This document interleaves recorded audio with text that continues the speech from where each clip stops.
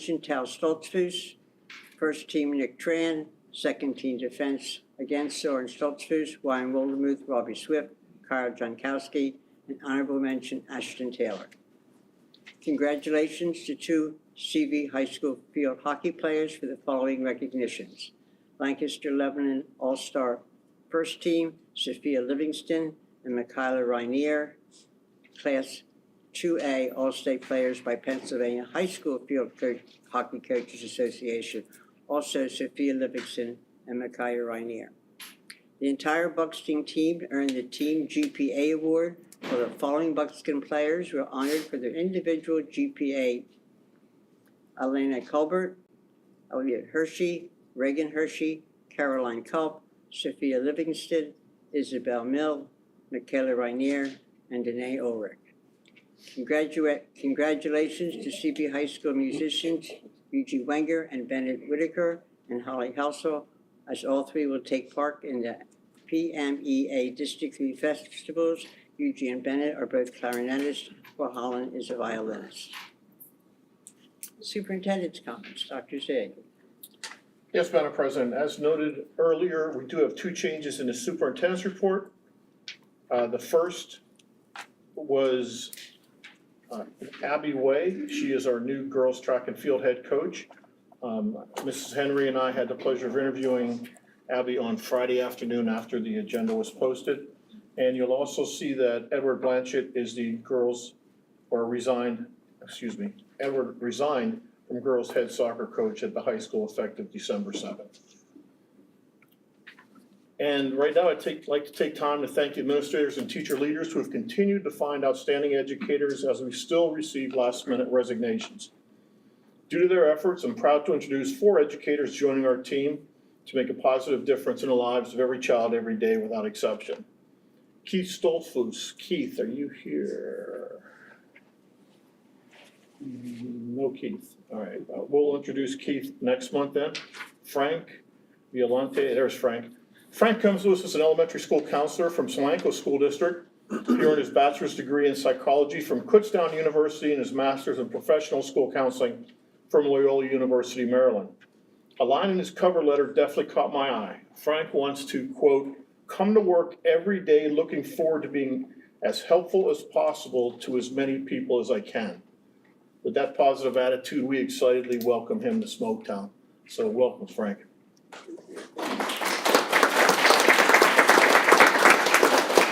And Alexa Heffernan, there she is.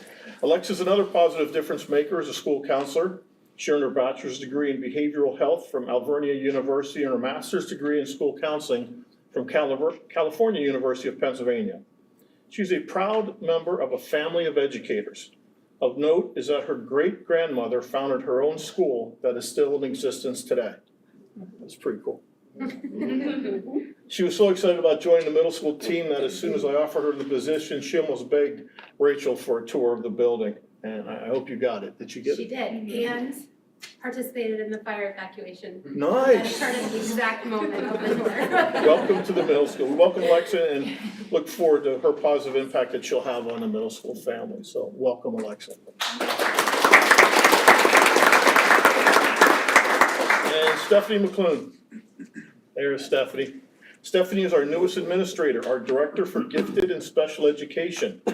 She earned her bachelor's degree in elementary education and special education from Millersville University and her master's degree in educational development and strategies from Wilkes University. Stephanie brings years of experience as a learning support teacher, as a life skills support teacher, as a special education consultant, and as a director of special education.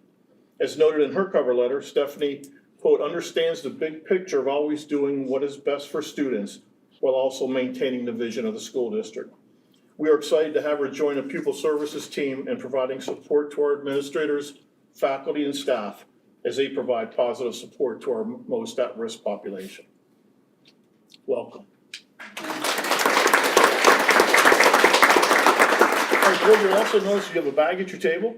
It's filled with great information concerning the recent Professional Development Day in which the high school faculty and administration participated with over 30 local businesses and institutions of higher learning.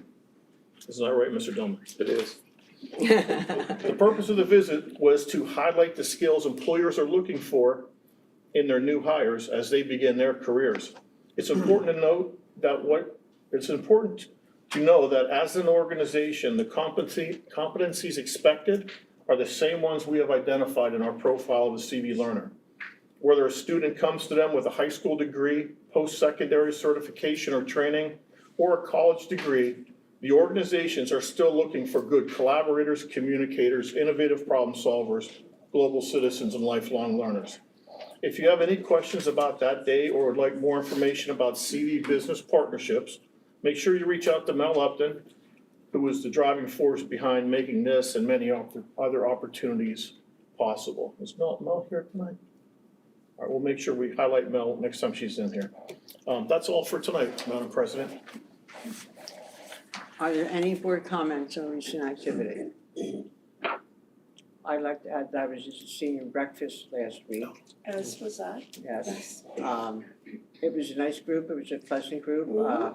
We've talked a little bit about how we can help expand that again. I'd like to give special thanks to the middle school students who worked to serve and made favors for everyone, as well as our own kitchen staff. This is something that they go out of their way to do every year, and it's absolutely worth the time and the breakfast to attend. Are there any other board comments on recent activity? Mrs. Martin, do we have any correspondence? We do not. If not, then we'll start. Dr. Metziger, do you want to introduce your presentation? Yes, I would love to. I'd like to introduce this amazing group of middle schoolers. They're going to share about our very first cross-curricular and cross-team activity at the middle school. I will say there was supposed to be some other teachers here. We're fighting a little bit of illness at the middle school. So we're gonna let the kids share with you.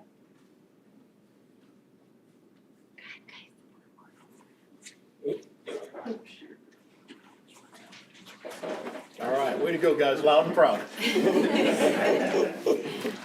We have my hearing aid turned up, but I still need some help.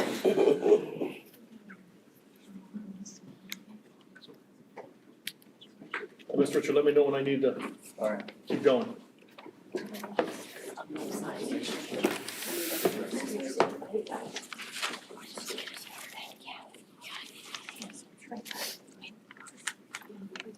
All right, so thanks for having us. We explored the disaster at Chernobyl through a cross-curricular exercise, and we gave the kids a lot of freedom of choice in how they wanted to complete it through exploring their own strengths and weaknesses.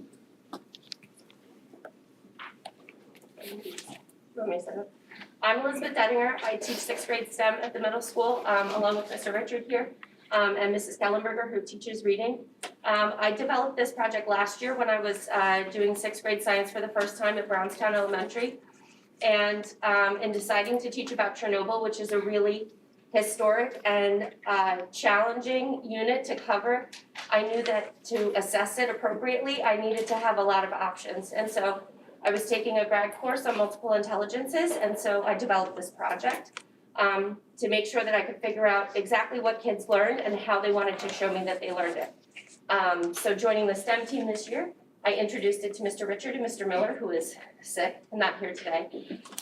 And my first stop was with Mrs. Kellenberger, who teaches reading. Yeah, so the first trimester, as we're creating this Science of Reading course new to the middle school, we've been focusing on nonfiction and strategies that readers can use when they're given a text with information that they maybe don't have any background on, or vocabulary that's more difficult than they've been exposed to. How can they attack it and really try and really understand what they're reading?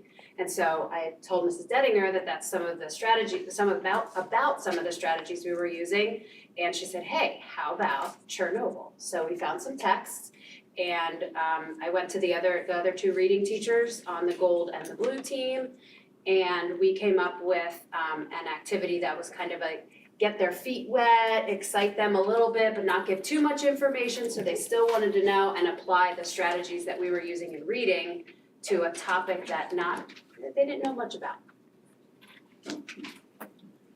So we talked about how we all have strengths and weaknesses, and we gave a little assessment so that they could identify some of their strengths, and then they had some choice in how they wanted to create the project. I'm not gonna read the whole screen for you. So the first intelligence was musical rhythmic, and there were some significant pieces of music that we played from not a documentary. A mini-series. A mini-series, and we focused on the science, so we watched little clips of it, but some of the music really emphasized what was happening, and Ava listened to the music and came up with a project. Hello, my name is Ava Ramsey. I'm a 6th grader on the 6th red team. For the Chernobyl project, I chose musical rhythmic intelligence, which meant that I needed to create a Google Slides presentation. One thing I learned through completing a project like this is how music can affect something sad, and that affects science too. Our next intelligence was bodily kinesthetic, and this was kind of cool because Christian and Patience created a video where they acted out some of the events before, during, and after the meltdown. Hello, my name is Patience McGillis. I'm a 6th grader on the blue team. For the Chernobyl project, I chose bodily kinesthetics. The intelligence meant I needed to create a video. One thing I learned is completing the project is how to act out. Oops, what, okay now? Yeah. You can mute it if you want. Yeah. There we go. Hello, my name is Christian Miller. I'm a 6th grader on the 6th blue team. For the Chernobyl project, I chose bodily kinesthetic intelligence, which meant I needed to create a video. One thing I learned through completing a project like this is that you have to communicate to accomplish something. We got really into this one. Our next intelligence was, if you want to advance the slide.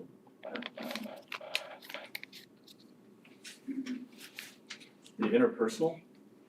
And in this one, they had to think about how the people that were living there would have been impacted. And Yeah. go ahead. So last year I introduced this project and none of my students took this project. So I was really excited this year that I had 3 brave students who decided to collaborate and take on the challenge of seeing how Chernobyl affected people, not just physically, but emotionally. With sort of the deception from the government and sort of the hidden elements of the science and how people weren't really upfront or even aware of how dangerous the elements they were working with. And so I gave the ball to these 3 6th graders and they took it and ran. Hi, my name is Twin Reed. I'm a 6th grader on the red team. For the Chernobyl project, I chose the interpersonal intelligence, which meant I needed to create a podcast. One thing I learned through completing a project like this is being comfortable makes you sound better. Hello, my name is Leonie Boza. I'm a 6th grader from Red Team. For the Chernobyl project, I chose interpersonal intelligence, which meant I had to create a podcast. One thing I learned from completing a project like this is learning about how to be more useful and helpful, planning and saying more stuff. Hello, my name is Isabel Meyer. I'm a 6th grader on the red team. For the Chernobyl project, I chose the interpersonal intelligence, which meant I needed to create a podcast. One thing I learned through completing a project like this was we had to choose if we wanted our mics to be on or our camera.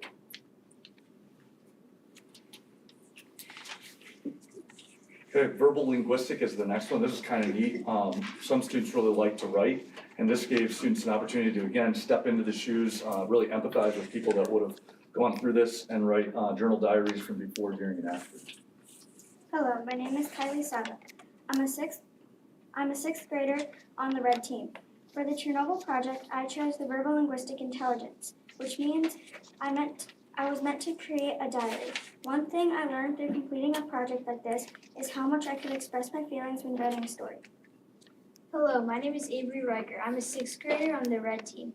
For my Chernobyl project, I chose verbal linguistic intelligence, which meant I needed to create a diary. One thing I learned throughout completing the project is to have fun writing and expressing your feelings. This next one's, I say they're all neat. They're all neat.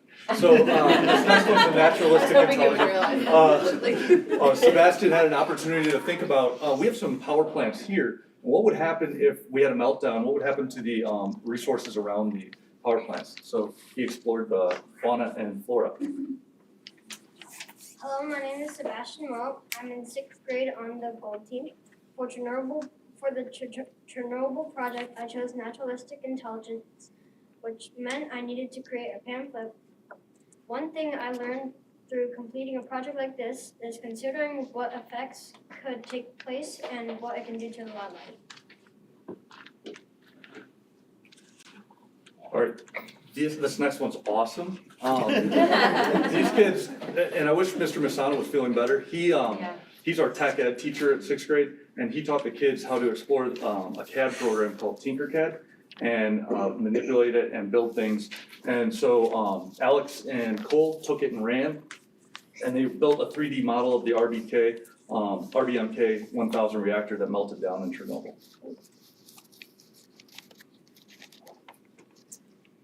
Hello, my name is Alex Espada. I'm a 6th grader on the blue team. For the Chernobyl project, I chose the visual spatial intelligence, which meant I needed to create a 3D model. One thing I learned through completing a project like this, that it's fun and a little hard.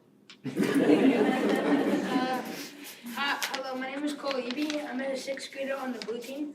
For the Chernobyl project, I chose the visual spatial intelligence, which meant I needed to create a 3D model on Tinkercad.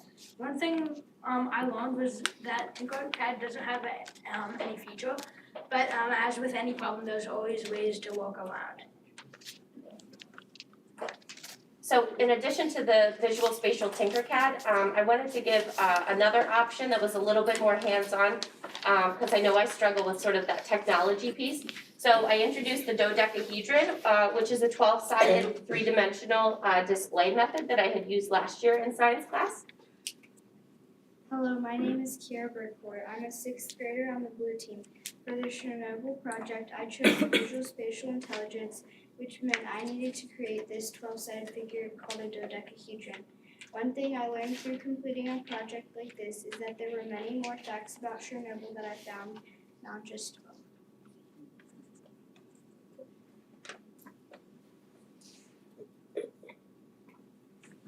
And the next one is logical mathematical. These three ladies explored the elements that were present in the Chernobyl power plant and in the aftermath that were released into the environment.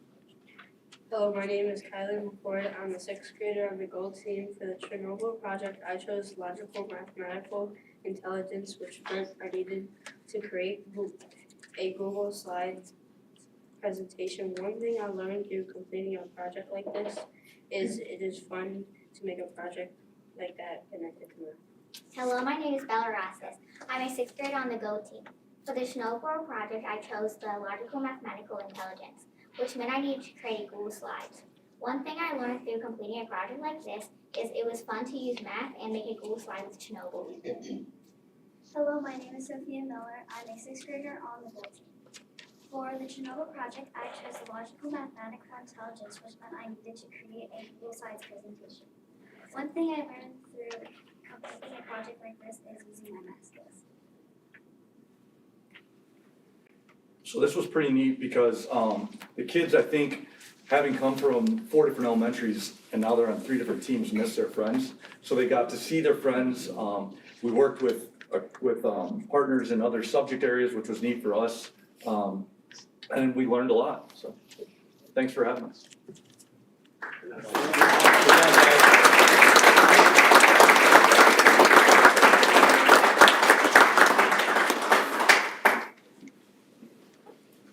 Thanks, guys. Good job. Thank you. Thank you.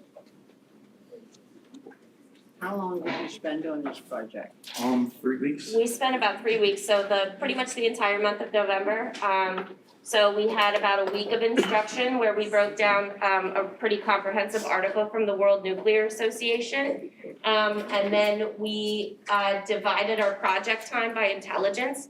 So 2 types of intelligences would go to Mr. Miller's room because those are his dominant intelligences. And 2 types of intelligences would go to Mr. Richard's room because they're his dominant intelligences. And verbal, linguistic, and musical rhythmic would go to my room because those are my dominant intelligences. And every day we would have mini lessons and conferences with students to help them make the best product possible. And that resulted in the Chernobyl Expo, where all classes got to rotate among each room and look at the products. Okay, thank you. Very well done.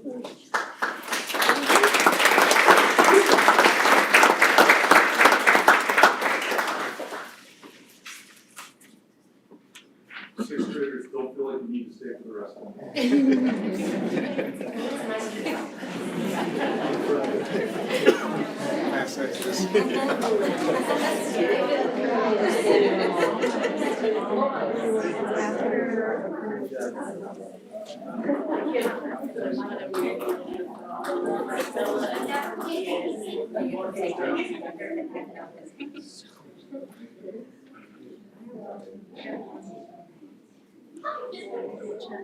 The cool part is the collaboration among the teachers. That we couldn't do last year when they were in 4 buildings. That's a pretty heavy topic to tackle too. Doesn't give the kids a chance to recognize their own types of intelligence? Yep. Who knows, maybe some of That's those a kids will be difference the from ones some of their to friends. help design the new cover for it. Because they covered it up and it's only lasted 50 years. They have to design a whole new cover for that whole site. It's pretty crazy. I noticed they avoided the socio-political implications. That's a high school project. You'd be surprised, you'd be surprised. I'm going to unjuggle the agenda a little bit right here and go on to public comments. Is there anyone from the public who would like to address the board on something from the agenda? If not, is there anyone from CVEA? Tom's here. Tom, anything from CVEA? Okay. Any other employee groups? If not, we'll move right to the consent agenda. There are items A through I. Are there any concerns about anything on the consent agenda?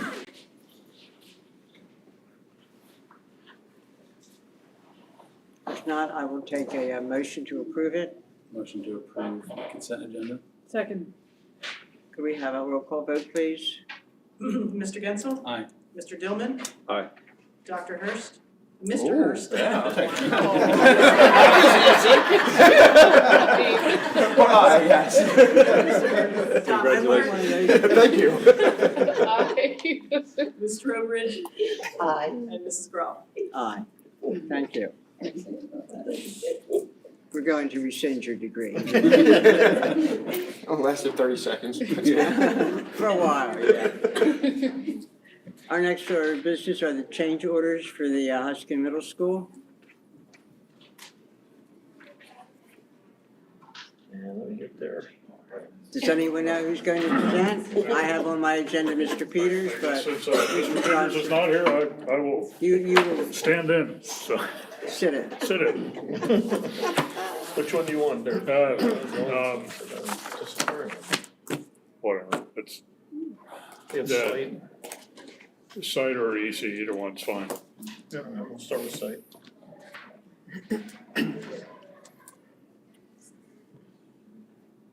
All right, with this one, there was some additional sidewalk we added to get a temporary occupancy. At the end of the day, it worked out. It's giving us another pathway down to one side of the building, so the price was well within reason, so it's our recommendation to approve this. I think in the end, it actually betters the project, so. And the EC one, I think this one's a credit if I recall correctly. Yep.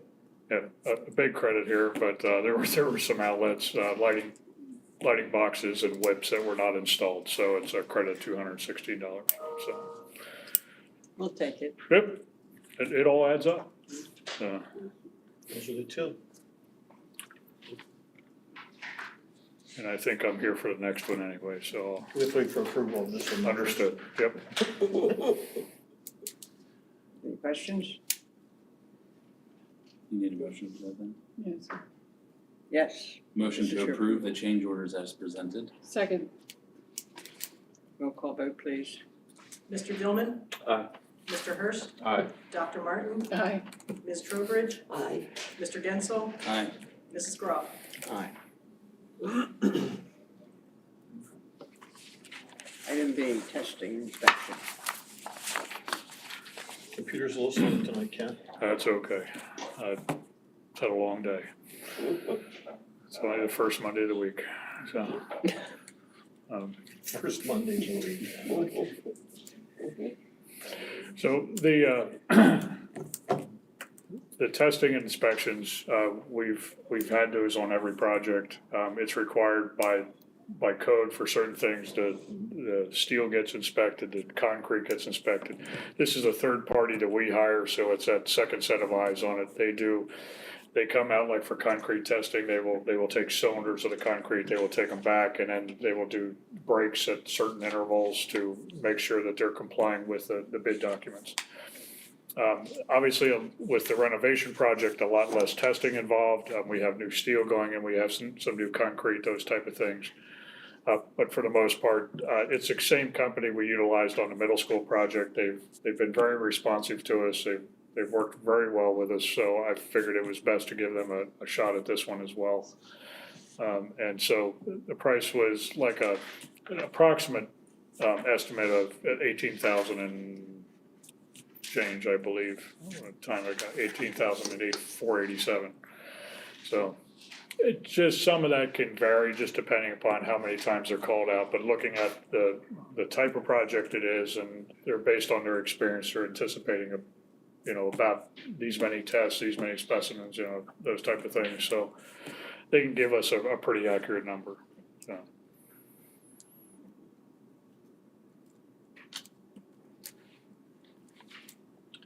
Ken, do they give you a report then?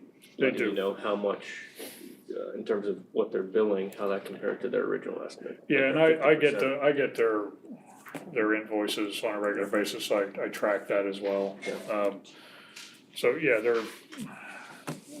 I've worked with a few testing companies. This one, they're very professional and above board with everything. So this is an industry that there's not that many players in the game out there, and we don't have too many options really locally for us. So that provide all the services. Some can do certain things, but these guys have the ability to do all of it, whether it be welding, steel, concrete, you name it. So soil testing, paving testing.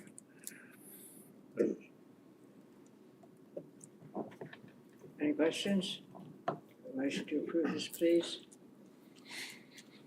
Motion to approve the testing and inspection services. Second. Roll call vote, please. Mr. Hurst? Aye. Dr. Martin? Aye. Ms. Trowbridge? Aye. Mr. Gensel? Aye. Mr. Dillman? Aye. Mrs. Groff? Aye. All right, thank Thank you very you. much. Thanks, Ken. Budget preview. Are we going to start with Mr. Kramer from Raymond James? We are. Pass it around.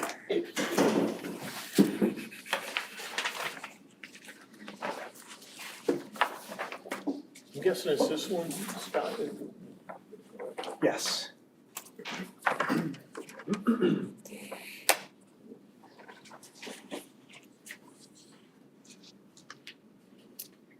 Technology update, I'm gonna need a new one. That's gonna be part of the presentation. I'm sorry. Technology update. Oh, yeah, I know. All the Must be some days in the survey. it either freezes or it gives you the wrong attachment. Yeah. That just makes it fun, that's all. I keep blaming Huskins. So I think I promised several people in the back of the room that I would be very brief, and this is something you've seen from me 100 times, but this is our State of the Union address, if you will, but again, we've been here so often over the last couple of years, this should be, know like the back of your hand. One of the things I will say is the first couple of charts, you've all been paying attention to what's been happening with interest rates. You're following probably on a pretty regular basis. The Federal Reserve trying to get ahead of inflation, put their foot on the brakes pretty hard. They've been raising rates like we've not seen it before. I guess the message there is if you look at page 2 and page 3 is probably the best interest rate chart to take a look at.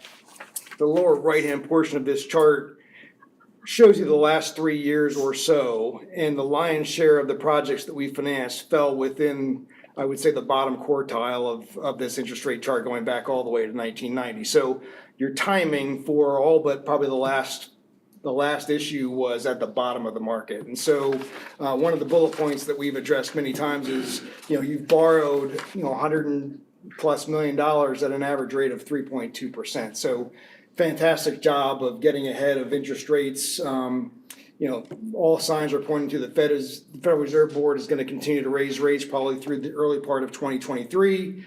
As we sit here probably this time next year giving this same State of the Union address, all likelihood is that we're sitting here in a recession. I think I don't want to say that's the plan by the Federal Reserve, but the plan is to put the brakes on the economy, bring housing down, bring employment down. How broad and deep that recession is really the question. And at the moment, the market is feeling that we're not going to have a deep recession, but that remains to be seen. A lot of interest rate increases over the last 6 months. We've yet to see the effects of that. So I think, early spring into summer, we'll see the effects of those interest rate increases. And so stay tuned. Really nothing to talk about in terms of new issuance. I think there's one small piece of the project that we left out there. So over the next 12, 24 months, we'll think about whether that's something the board wants to entertain or not. That said, just a quick refresher, and again, I promised a lot of people I'd be brief. Page 4 of the handout, just so the more you see it, the more it makes sense to you. I was talking to Dr. Z a week or so ago. He's like, you put all those numbers up on the overhead. I'm not sure anybody, it's hard to follow sometimes. We see it every day. It's only every couple of months you get to see it from us. This is the gross debt service of the district. It outlines all of the various bond issues that we've done over the years. You can see the column heads 1 through 9. The most recent being earlier this year, 2022, we did the larger borrowing. The operative column here is column 10, which is what we call the run rate for debt service before reimbursement. That's why we call it gross, before you factor in any reimbursement from the Department of Education. So your run rate is about $7.6 million after you get through the first 3 years, and it runs all the way out to 2051 if you do nothing else. Page 5 then, again, there's no reimbursement for projects going forward through the Department of Education, but you can see some of the older issues, 08, that's still left, had a little bit of reimbursement on it, and 2018. But the net of reimbursement column, again, the operative column being column 20, again, the run rate doesn't really change. It's $7.6 million a year. That's in your budget for debt service out through 2051. Page 6, again, very quickly.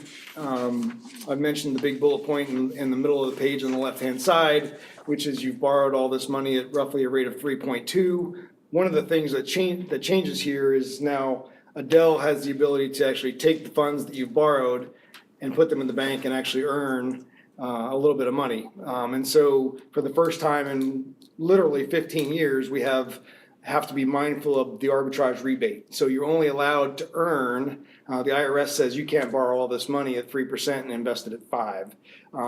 You can, but you have to pay it back. And so one of the things that Adele's been charged with the folks that manage your money is if you earn more than 3.2% at the end of 5 years, you'll have to do what's called the rebate calculation.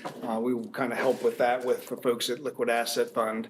But that's a good thing because the money you borrowed is no longer sitting there earning zero. It actually is helping the cause a little bit in that you can put it in the bank and earn some money. This page is very important, however, because the far right-hand column, column 9, is the millage impact that we've laid out over the next 4 years to continue to pay for the projects. And so it's 0.13 mils each of the next 4 years. The beauty of the way this page works, as we've explained several times, is you've kept your cash so that if there are budget years that are harder than others, do you have other pressures where, you can't put the 0.13 mils in place? Use some cash to get you over the hump. The next year, maybe you put more in than 0.13. But over time, you still have to get the 0.53 mils in place over the next 4 years. That could be more quickly, it could be spread out a little longer if need be.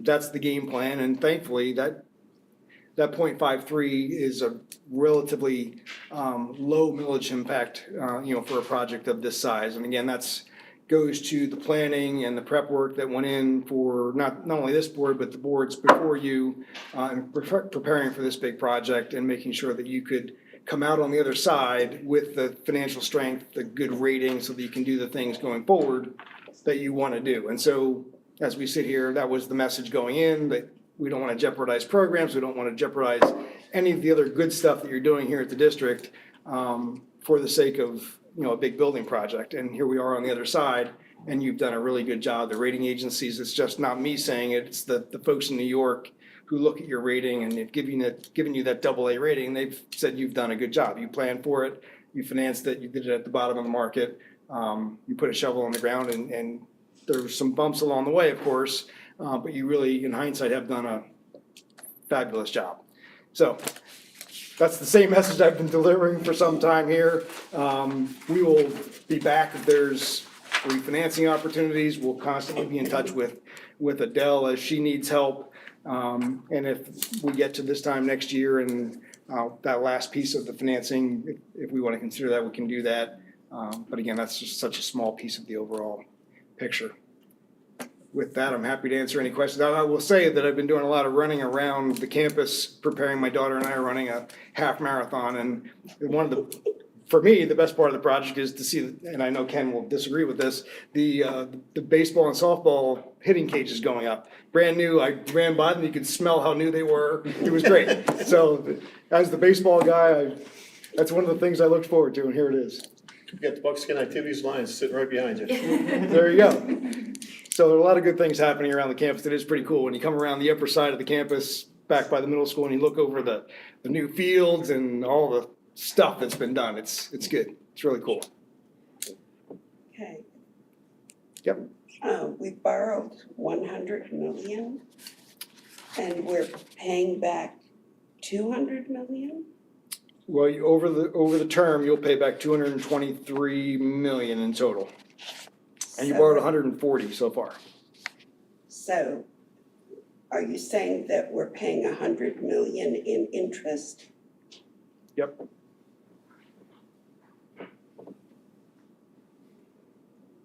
It's like a mortgage at a house. Yeah. So it's a big Have house. you ever seen our amortization schedule? Our mortgages? It is breathtaking. Staggering. To actually pay for anything that you mortgage, granted.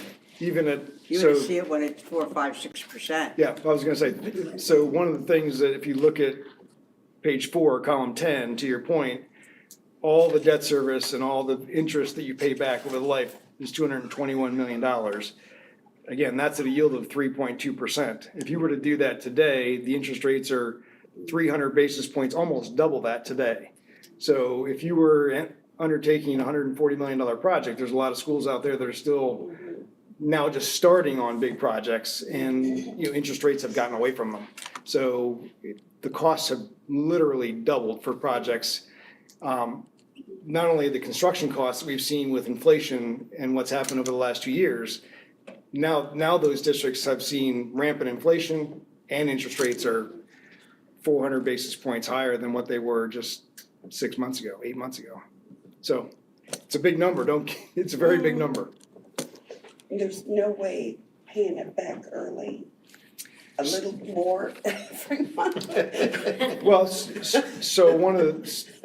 that's a very good question. One of the things that, as a district, you can only invest those bond proceeds at the bond yield. Your other cash balances that you have are now earning 4% and 5%. So it's kind of like your student loan. You don't want to pay your student loan back that's at a low interest rate when you can put your money in the bank and earn 5 or 6 or 7 or 8%. There will be chances to refinance this debt over the next 30 years that we will come to you and say, You can refinance, take savings just like refinancing your home mortgage.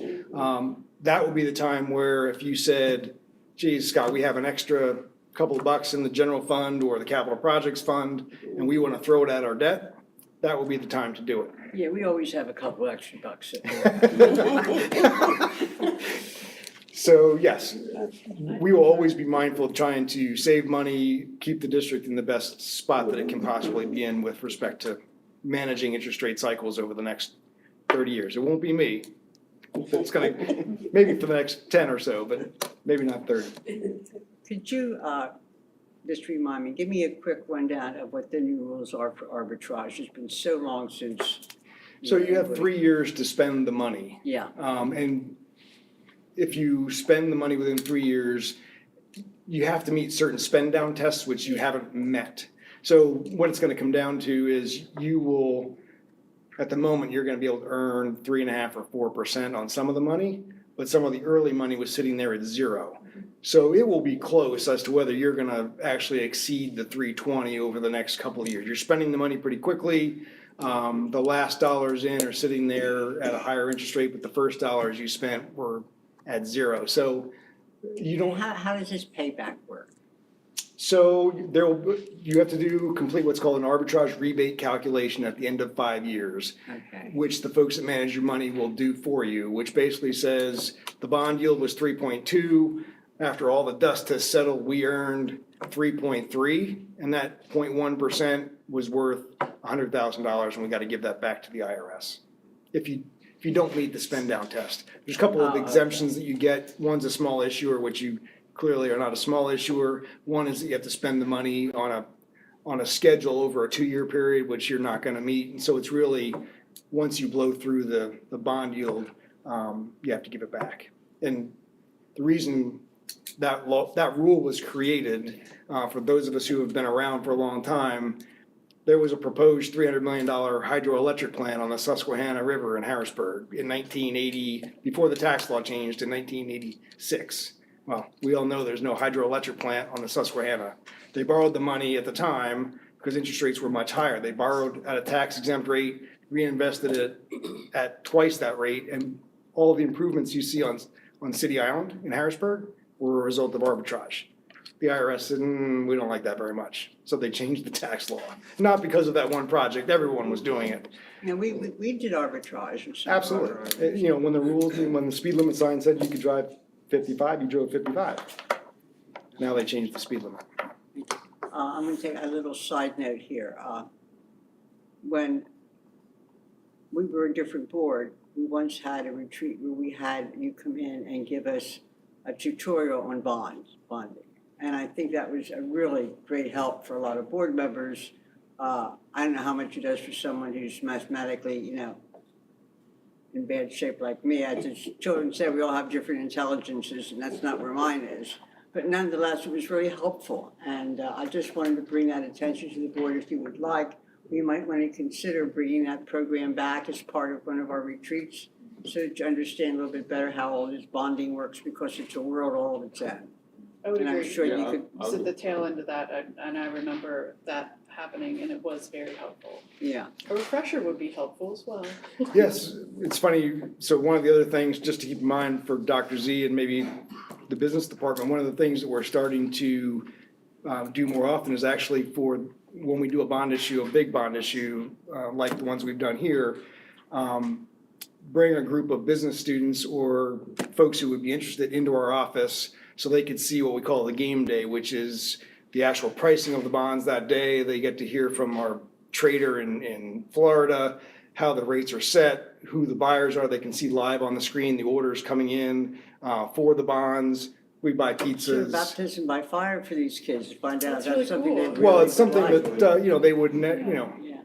we think what we do is pretty cool, but unless you are in our business, you go to business school and public finance is kind of a off the beaten path genre of finance. And so there's so many different pieces of what we do that students might be interested in saying, oh, I could get a job at the rating agency, or I could be a bond trader, or I could be a bond salesman, or I could be a banker, or so many different pieces to that puzzle, but it kind of makes a lot of sense to a student when they can see, geez, well, how does CV pay for the new middle school that's on the back 40 over there? I think for us, it's, even though we're in the middle of this process, I think it might be helpful if everyone understood the process. Yep. Till we got where we are. We would love to do that. Anytime, we're happy to do it, and certainly for the students, in addition to that, we think that's. We'll be in touch for both. Yeah, that's cool. Yes, thank you. It's always good to see everybody. Happy holidays. Yes, same to you. Doctor? Yeah. Doctor. Mickey Mouse ears next time. No Mickey Mouse ears. Thanks, everybody. Thank you. Mrs. Hunsinger, you're up next with key factors for the budget. Yes. Again, just a brief update for you this evening, but first I wanted to say, Mrs. Trowbridge, that with some of the subsidy having been frozen at the state, there used to be what we called rental subsidy or PlanCon subsidy, where depending on certain formulas, the state would actually fund some reimbursements coming into the district. They have put a moratorium on that for several years. So I just wanted to throw that out there. That is does help to offset some of the overall costs. Now, we still keep putting our projects into the PlanCon process, so we're in that waiting list. If they ever decide to fund it, depending on where you are in the waiting list, Right. we may get some money back. Keep our fingers crossed. Every dollar will help. Don't count on it. I'm not. So just to give you a brief update tonight, I wanted to give you some updates on some of the key factors going into the 23-24 budget season. You can go to the next slide. Back earlier in the fall, the PDE announced that the index for the 23-24 budget was 4.1%. That's what we call their base index. And that is the highest it has been since back in 2008-9, when it came in at 4.4%. And actually, it's decreased, as you can see, over the years, and it hit a low back in 2011-12 of 1.4%. So this graphic gives you a nice show of how our millage rate compares to the Act 1 index. And there are some years where we've been below the index, and there are other years that you can see that we've been above the index. And we've been able to go above the index by filing for what we call the referendum exceptions, and I'll talk about them in a second here. So the base index for the state is 4.1%, which CV falls into that category, as well as about another 6 or 7 school districts in Lancaster County. And this is just for reference purposes only. There are other districts that receive what we call an adjusted index, and that is because they have a higher aid ratio than we do. So if our aid ratio is 0.4% or 0.4 or lower, we just get the base index. You can go on to the next slide. So as far as the referendum exceptions go, what we've always done has been to opt in to the accelerated budget process. And what that does is it goes for a lot of formality. If you remember from last year, we had a preliminary budget presented to you in January and advertised it, approved a preliminary budget in February then, and that got submitted to the state. What that allows us to do is to apply for referendum exceptions, which then, if we are approved by PDE, which we usually are, we can increase our millage rate above that Act 1 index. There are only about 2 exceptions that we have been eligible for in the last several years. One is the PESER's retirement exception, and we actually have not qualified for that in the past 2 to 3 years. The other exception that we're eligible for is the special education cost exception. When I ran the numbers this year, we did not qualify for that exception. And it's kind of good news, bad news. Bad news is, we can't apply for that exception. But the good news, it's an indicator of some of the cost savings initiatives that have been implemented by the district over time. So our costs are not going up so high that we can qualify for the exception. So what does that mean for us? When I ran the numbers and saw we didn't qualify, I was like, we can go to the next slide. Where do our numbers start to fall out? So in 23-24, based on our projected taxable assessed real estate values, the Act 1 index, if we rose the millage rate by the full amount of the index, that's an if, would generate about $2.13 million. And if you look at this slide, you can see that again, previous year's indexes have been below the 4.1, obviously, but you can see like in 2022-23, the Act 1 index generated roughly $1.7 million. We applied for exceptions, but we didn't use them. So we kind of lost our safety net by not being able to apply for these exceptions this year, but in another way, having such a high index this year to work with gives us a bit of that safety net for us. Does that also shorten our budget calendar? I'm getting to that in just a second. Yep, you're right on target. Or if you want to talk about that now. No. Okay, okay. No, I don't want to talk about it at all, really. It's actually on the next one. So again, our current millage rate is 14.966, and if we went up to the maximum of the 4.1%, our millage rate would be about 15.58 mils. And for the homeowners in the district that have an average assessed value of their house of roughly $214,000, that would be a $131 tax increase for the year. So going to your question, Idette, there's no benefit to us to opt into the accelerated budget process because we can't apply for any of the exceptions. So the alternative is that we can opt out of the accelerated budget process. We'd have to file a resolution. You'd have to approve a resolution by January 17th.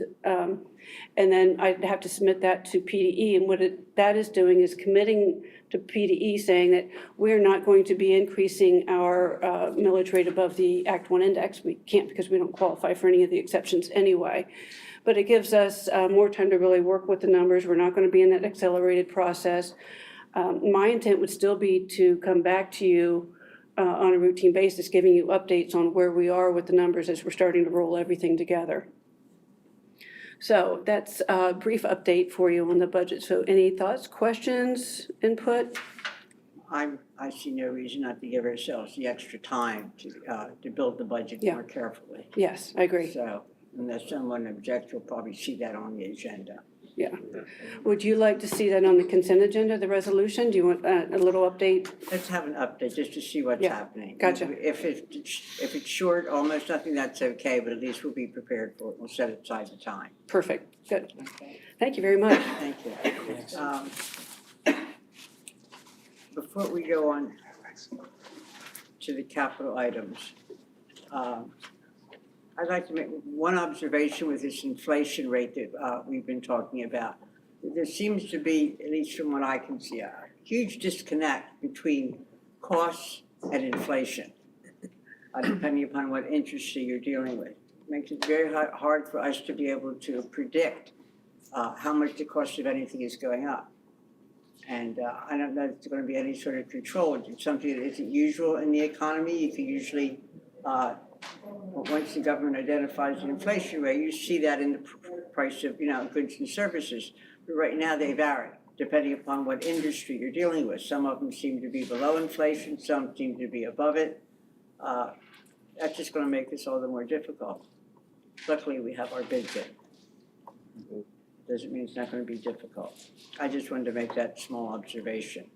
Mr. Johnson, I'm going to come back and talk to us about capital improvements for the budget this year. Gladly. So,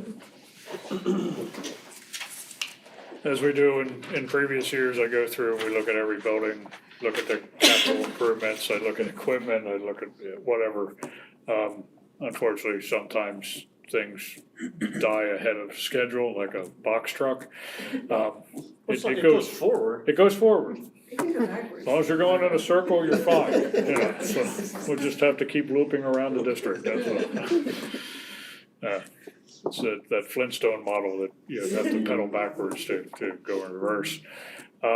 So what we did was I went through the buildings, we looked at things, got input from principals in some cases. Obviously, not a whole lot with Smoketown because they're eventually moving into the old middle school with those renovations. Obviously, we're still maintaining, making sure things are corrected and updated, as need be there.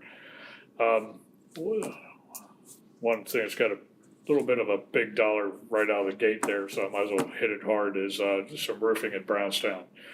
These roof areas were not included when we did the project because they were recoated and restored back in 2013. So that roof system at that time had a 10-year warranty. Well, that warranty basically expires next year. So the idea is that we recode it, we restore them again, and then we get an additional 10 years out of it, just keeping that rolling moving forward.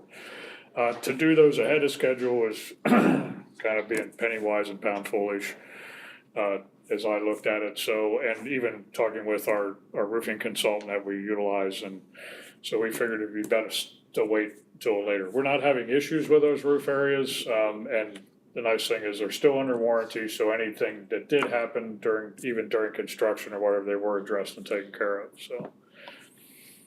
Looking at Fritz, they're looking to get fencing provided around the one playground that's closest to Horning Road. There's really no true separation. There's a little guardrail for a portion of it, but there's no real separation for the students that are in that play area. And a lot of the fencing that's there is well aged and, rusty and doesn't look the best. So we'd also provide a paved pathway from down at the sidewalk area to get up into it. There's really not a handicap accessible pathway right now. And they're looking to develop kind of a tricycle path around that area and provide some kind of a shed to store those tricycles in. Similar to what we did up at Brownstown, we did a walking riding path around a good portion of the property. This would be a little bit smaller scale than that. Brownstown has a program where they have bicycles, unicycles, all kinds of things that the kids can ride up there. So this is kind of taking some of that and expanding it at Fritz. Also at Fritz, there's, and we did this at several of the buildings, high school as well. When you go look at the outside doors, there's a handle on both doors. Unfortunately, that would allow somebody to secure them in a way that you could not get out. So unfortunately, we have to think those ways, but if you look at our new middle school, you look at Brownstown, the work that we're doing moving forward, you only have a handle on one side. So this would be modifying those doors and, putting cover plates on, doing whatever we need to get those things addressed. Leola, a few roof areas that are EPDM or rubber, single ply rubber roof. One area is over the library, and then the other area is over the auditorium. So, excuse me, the auditorium is what was done in 2010. Sorry, I did not add that there, but both of those roof areas were gonna be restored as part of the project. Now with that project being pushed down the road, concern with what's going on in those areas, and we're also looking at how we can move up some of the ESSER funds for that building. There's, excuse me, there's some, it's not included in this because it's part of the ESSERs, but we're also looking at areas of that building that we can do some work to ahead of time. Auditorium would be one of them. We can do the HVAC work with that, which has some rooftop units, so this would tie in well with that. Continuing on with what we did at the main entrance to the high school with that redoing the IFAS or drive it, that stucco finish, continuing that down through the two classroom wings on the outside. So just looking to move that, the next phase of it, and then next year we'll look at doing the interior of the courtyard just to keep that updated around the building. I've gotten nothing but, approval at least of the new color scheme and the freshening up of the look of the building, so it'll be nice to continue that around. Hardware modifications we talked about. High school, the large plaster clouds that are hanging in the auditorium, they have areas that are peeling paint on them. Unfortunately, it's not an easy process to get up there. You need to bring in specialized equipment. It's kind of a spider lift to get over top of the auditorium seats to get up there. And it's not exactly an economical cost to do so. So the next one there is painting in the gymnasium walls. Brought to my attention that we're replacing all the banners in the gymnasium. So some of those banners have been up there a while, maybe since that gym was built. Maybe at the price of the penny, we ought to leave them there.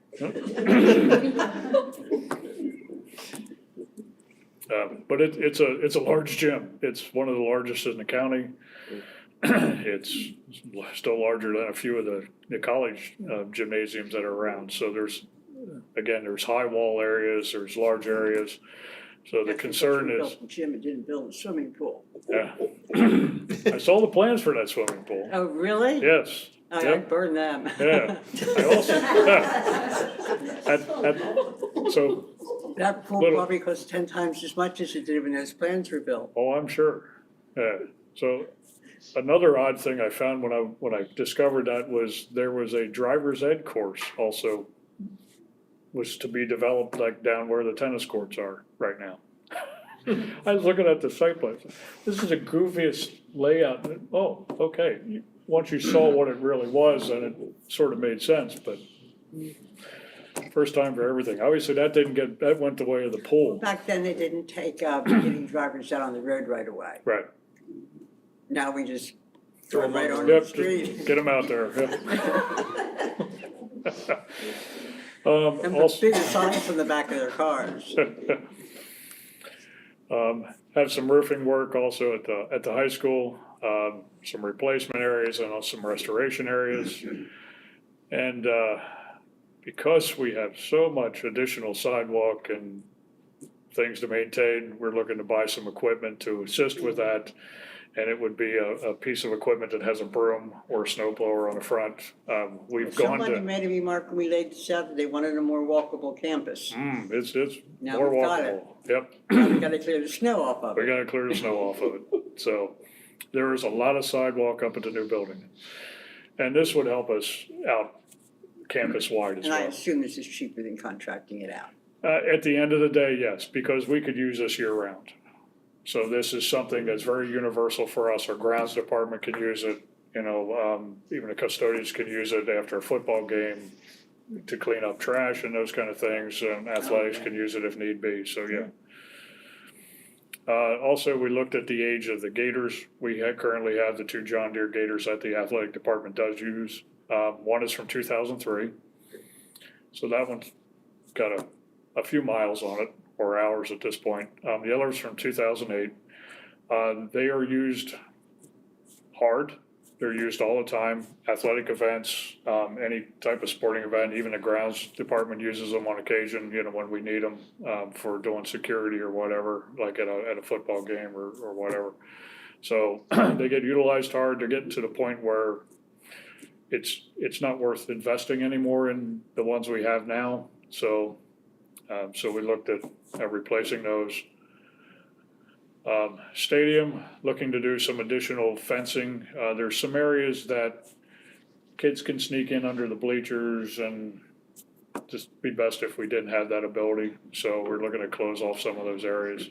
I noticed the rating on the safety was lower. Usually safety issues are at the top of our list. I assume these aren't real dangers. This is more of, I went down building by building and. Yeah, I mean, although it's considered safety, there's not a real danger there, it's just a It is not, no. caution. Yep, exactly.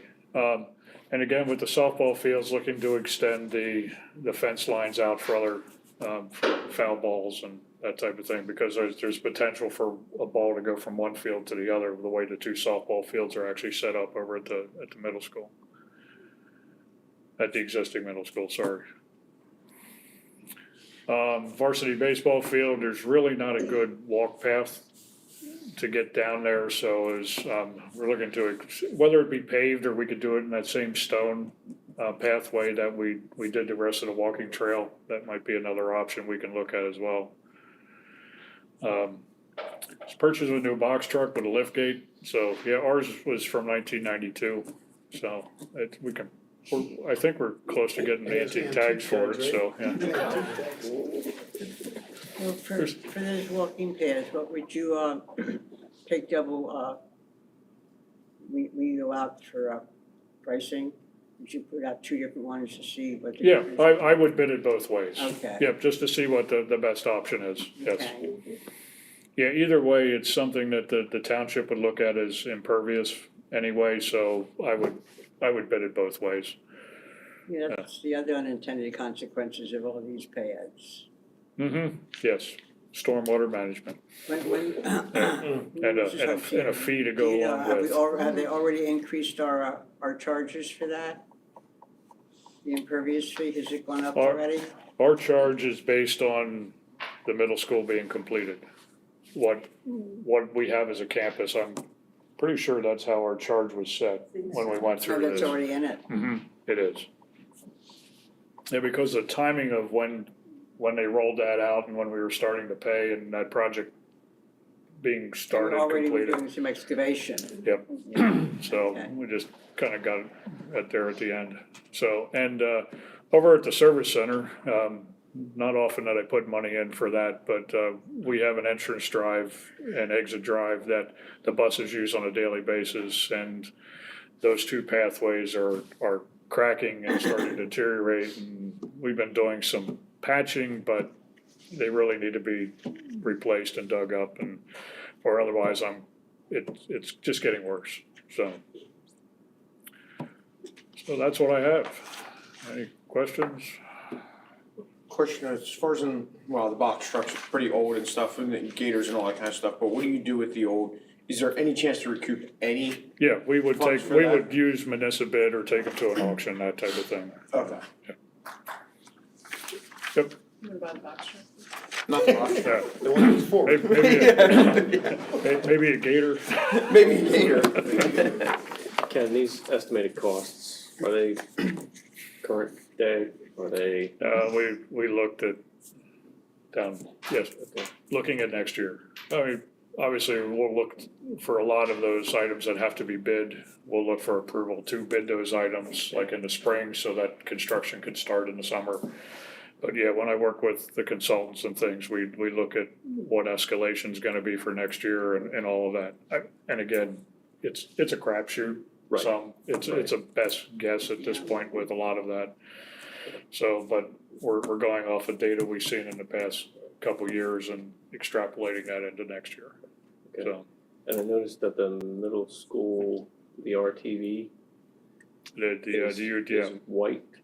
What's the color code for white? That's Ken's. Oh, top I priority. didn't really know what color to put that under, so it was, it's, I'm not replacing anything, I'm buying something new, so it doesn't really fall under one of my categories. It's not really a safety item, it's not a, But in the grand scheme of priorities, does that fall pretty high on the list? will we make do? Sure. Yeah. Yeah, and just other ways to get there, but that would make life a little easier, so, on all of us.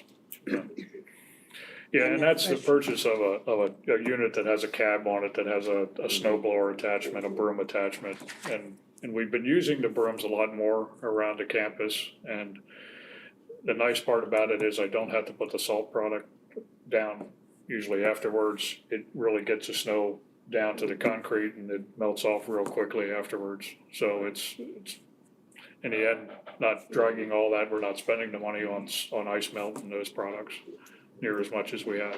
It deteriorates the concrete. It does, yeah, which I'm not gonna be able to put any salt down for a while up at the new middle school, because some of that concrete's pretty fresh. Yeah. We might find out this week. I'm sorry, what? We might find out this week. Yeah. Maybe, so. Ken, say on the installation of the paved walk, the Yes. baseball field, is there any opportunity to utilize CTC for either prepping the site or doing the entire project? Possibly, yeah, we could look at that. Yeah, I'm open to that. I recall correctly years ago when the pavilion was built near the tennis courts, I believe that's a CTC project. Yeah, I'm just wondering if there aren't some opportunities Yeah, that we have. then there might be, especially with the heavy equipment operators and things like those courses that they have now. Right. So, yeah, that's a great idea. Yeah, and I have a good contact there at the CTC I can reach out to when we get closer to that, so. Okay. Yep, we buy the materials, they do the work, yeah. How long is that path? It would take us right from that corner of the parking lot, it's probably 200 feet. Yeah. Yeah, because we actually have a walk path that goes along the one side of that baseball field. Right. But this would be connecting it from there down, down along the Just walk third. through the grass too. Yeah, Right. down along the third baseline and all Right. of that, Okay. yeah. And there's, just depending upon which way you walk down, there's a swale down there, so it tends to stay a little more moist, yeah. So it'd be better to direct folks around that, so. Any other questions or comments? Okay, thank you. All right, thank you. Mr. Appleby, Good evening. anyone need their computer fixed while he's here? I'd ask that you put in a ticket. Excuse me? I said I'd ask that you put in a ticket. So, good evening, board. So I'm gonna give you a brief update of technology, what we've done over the past year, and then I usually finish up with a little behind the numbers, just to talk about our leasing and kind of what the projected costs look like for that. So, 2022, kind of a busy year. So just this summer, we finished off the last of the 3-year one-to-one iPad transition with the high school, north of 1,400 iPads, give or take 50. That seemed to go really well this year, so we were off to a good start. Had some networking issues at the high school to begin with, but we've jumped on resolving that and kind of looking forward to next year. So I'll be coming back at some point to talk E-rate in a couple months, and I'll explain what that is, but we're going to be looking at networking equipment for a couple buildings at that time. 2022 was also kind of big for data and cybersecurity, so one of the things we implemented was CrowdStrike across the district for all staff devices, servers, virtualization, as well as any district-owned iPads and cell phones in use by administrators and teachers. CrowdStrike is that antivirus on steroids I talked about with the threat intelligence and the responsive action. So that's been fully implemented, and we meet quarterly to go over and review with CrowdStrike as part of our license on that. So we did that, as well as we implemented multi-factor authentication. If you have banking on your phone, you know what I'm talking about. It's the text code or authorization app, and that was pushed out district-wide to all teachers, administrators, and CV staff as well. Just another layer to ensure cybersecurity insurance and securing our systems as well. And of course, we all know new middle school technology. I'm going to go into a little more detail about that. That was 2022 as well. So every year we look at classrooms, we look at upgrading technology. So this past year we did 13 displays. Due to our current construction schedule, we've been focusing a lot of that on the 2 buildings, I would say furthest down the road, which are the high school and Fritz. So this past year we did 7 new interactive displays at the high school and 6 at Fritz. We've kind of gotten flexible in our mounting and installation options. So that includes wall-mounted, mobile cart, and over whiteboard mounting as well. So we aren't really punching holes in things if we can avoid to do that. Can't put a mobile cart in every classroom simply because the power is not in the floor, the data's not there. However, like we have at the new constructions moving forward, we do look at some of the classrooms and the approach, discuss with teachers, kind of figure out what would fit best for that. So we did that. CV as a whole, we have a 10 gigabits PoE between our core switches, 10 gigs of internet to the IU. These are just fun numbers, but about 600 megabits through on our wireless access points. Data storage, we have 10 physical servers. We have over 60 virtual servers that we house on a 5-server cluster. That's everything from our Skyward system to Active Directory, DHCP, and everything else. So we're very good in a lot of our both our physical and our virtual, the breakdowns and the counts for that. So that's pretty good.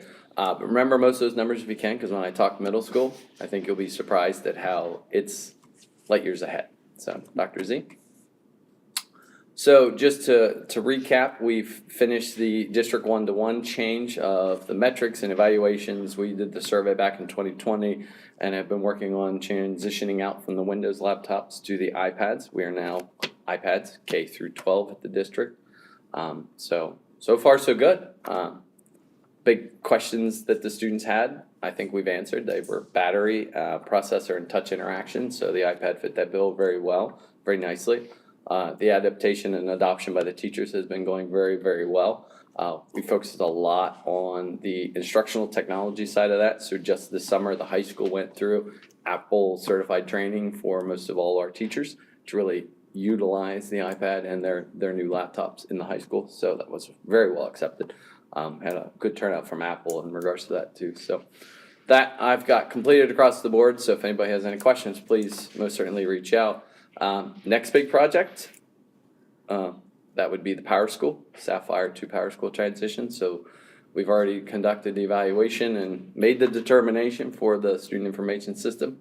So the hard or easy part, take your pick, is done. So now begins implementation and coordination and communication. So as I get opportunities throughout the year, I will most certainly bring updates. And if anybody ever has any questions, always reach out. Okay? So, new middle school. That was a fun project this summer. So we installed 26 switch ports over in that new building. We could technically plug in over 1,000 devices. We don't have 1,000 devices to plug in, but we do have that flexible capability. Largely because everything in that building plugs into the internet. The intercoms, the security camera system, the wireless access points, any printers, any copiers, you name it, the elevator, it plugs into the network. So everything's in on those switches. They're broken down throughout the building. Each switch is in a series of stack, but they have 40 gigs back to the main closet. So one closet alone is 4 times the speed of any other switch in the district. So things we're working to. The also nice benefit is every switch closet is on a redundant power supply. So everything stays up when we lose power.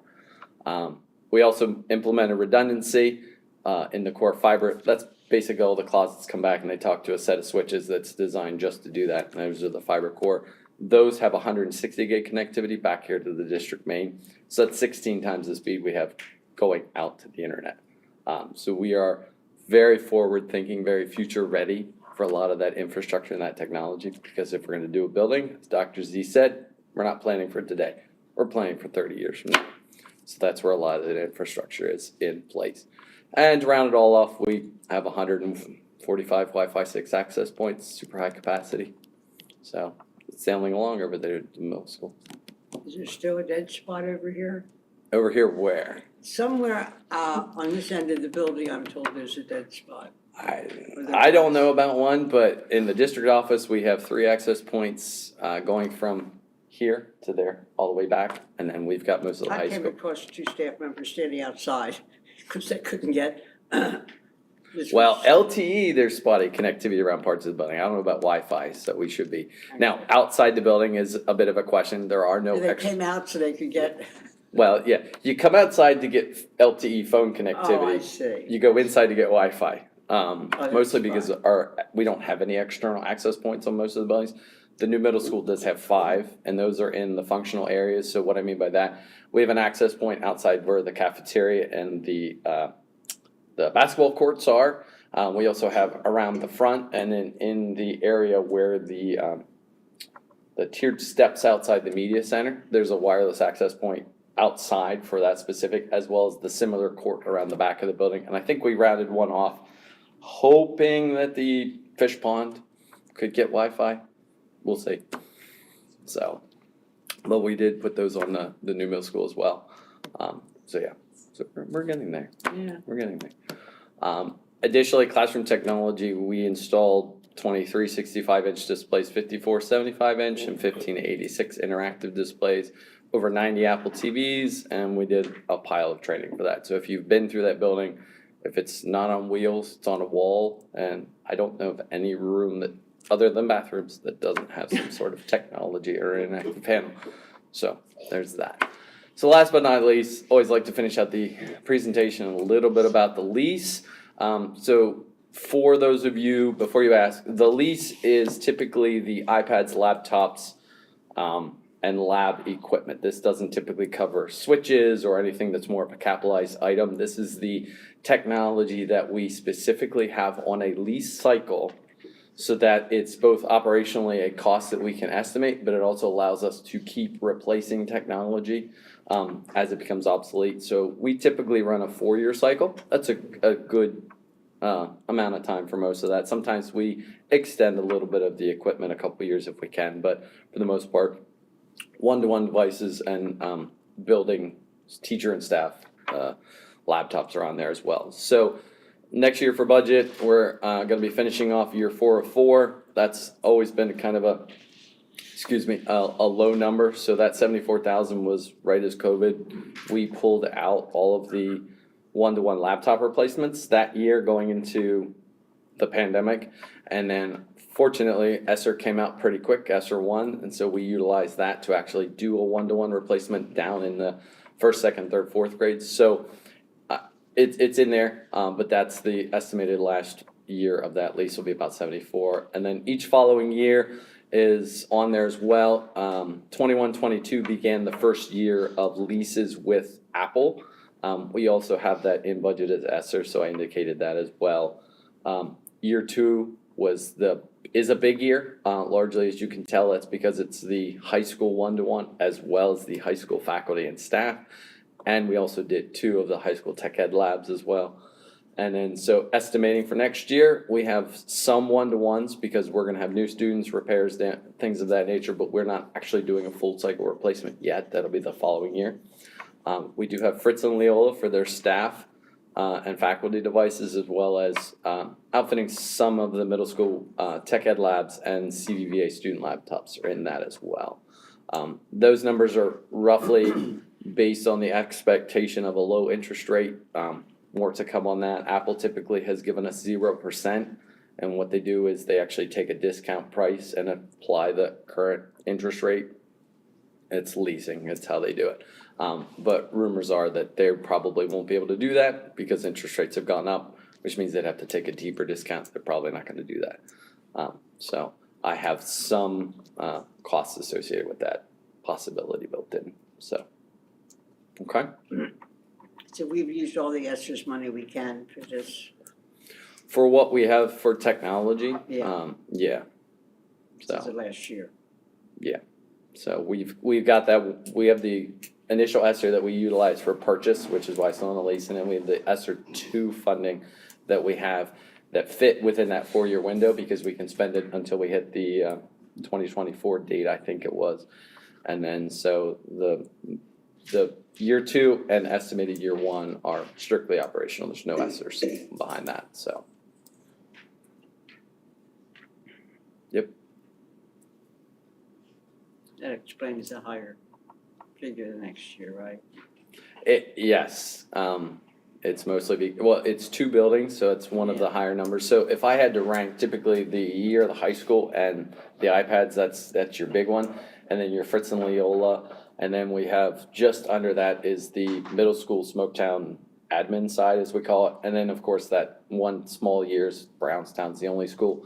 I am looking at possibly shifting and changing. There's lots of neat things Apple's doing with leasing and returning and cost-saving measures. But if we were to go down that route, we'd have to look at a 3-year cycle to make it work. But there could be some significant cost savings if it would work out. So things we're looking into. We would just have to figure out where to put Brownstown. I guess that'd be the easiest one for me. So, okay. Anything else? Okay, any other questions? Okay. Thank you. Thank you. You'll hear from us every time we have a glitch. It's okay.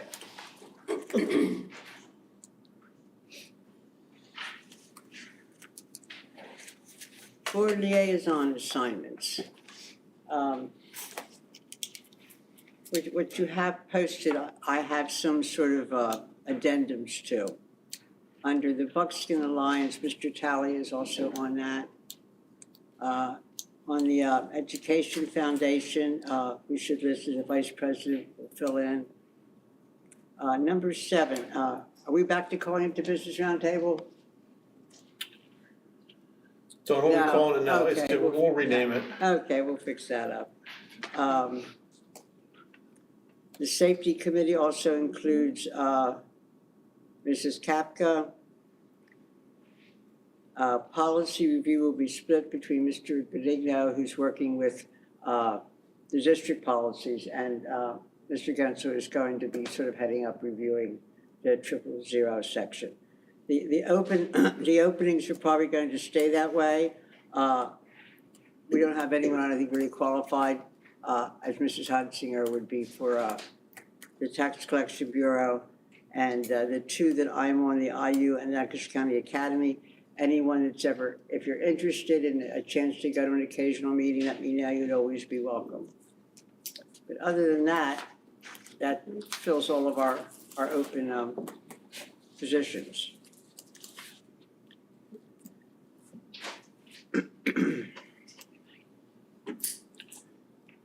Shelley's here from Buckskin and Skills Okay, Alliance. I wasn't quite sure, I remember we had two different names there. Mrs. Myers, Buckskin Alliance has its list of grants. We do. Again, if you don't mind, I'll introduce Shelley, as the president this year. Anytime the board has to take action on the Buckskin Activities Alliance, there's already a grant process that the BAA goes through. But because we hold the money, we're just approving the expenditure of the funds. But she'll give a brief update of the 50, or the money that we'll be spending. I think we appreciate understanding just how much work they do and Yep, what they 100%. do, how much good it does. These are all things that are not in our budget. Well, I'm new to this, so bear with me, because I only found out about this on Friday, so bear with me. We're a little bit late, we're a little bit behind schedule on putting out the grants because of us all being a new board. We were still learning the process, but we got it out. We did look at the way the grants were done before as a board, and we did make a few changes on the way they did, partly with helping Adele and Janet. They had to have everything included for it to be approved this time. If they were missing paperwork, it got sent back. And we needed W-9s and things like that, so we wanted to make it a lot more smoother. Wasn't very well accepted with everyone, but we made it. We did some last minute things, but it did come through.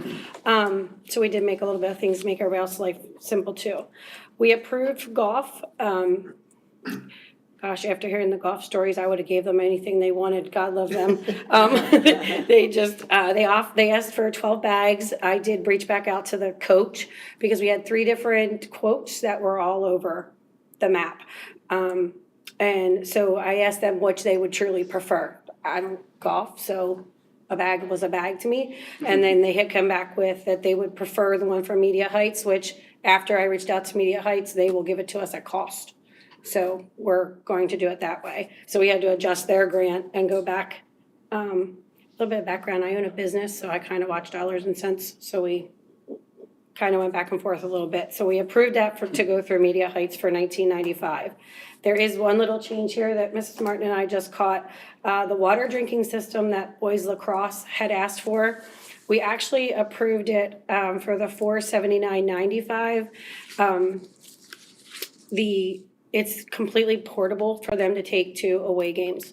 So, but if you look at the ones that they sent, the 281, which is cost effective, hygienic wise, I'm not really a fan. So I've kind of led towards more of the other one, and it just has 4 tubes that come down, but they're able to transport it very easily. So we approved that. So that would be one change on there. It would be $479.95. And then they also asked for a camcorder, and we basically just told them their budget's $1,350 wherever they can. Again, they had 3 different quotes, Best Buy and Walmart and things like that. But my question to them was they didn't have anywhere on there about tripods. So they didn't include that in their grant. So if they want a tripod, they have to keep it under the $1,350. Or we did have some gracious dads that offered to donate some. So otherwise, they have to come back and give us another grant for tripods. So, but we tried to keep it stationary. Aren't there possibly some equipment that other sports use that they wouldn't use? So we brought that up. We asked if maybe even there may be some in classrooms at the high school that aren't being used that we could start to utilize and things like that, because I was learning from the craft show that there was many things that I could use in running that craft show. I'm ready for next year. I'm already ready to go with all kinds of stuff to borrow. But so we did ask that, and then we planned after this meeting when Mrs. Martin filled me in, I plan to talk to Dr. Smith and see if there's things around there to help them to see what they can get for it. I keep thinking there must be some sport that's already using camcorders.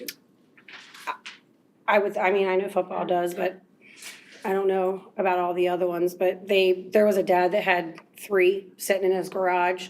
So he said as long as it fit, they would gladly let him have it. So Okay, good. they worked that out. So we approved those 2 things for boys lacrosse. The biggest thing this time around is football. They asked for wireless headsets. We have the headsets now, but with all the new, what I've learned now, Wi-Fi and stuff, is the interference of them, so they don't get as much out of the systems. There's also 10 coaches, but we approved for 8 headsets. That's basically what all the quotes came in at, and they said they were okay with just the 8. So we did approve for that with the 5250. Any questions? But on a positive note, we brought in over 5,000 on the craft show, so it's really not going to affect too much. That's awesome. Yeah.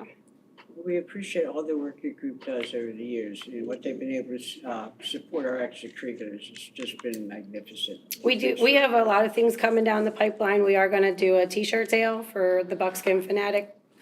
You've been around, I don't know, I created it 12 years ago for cheer.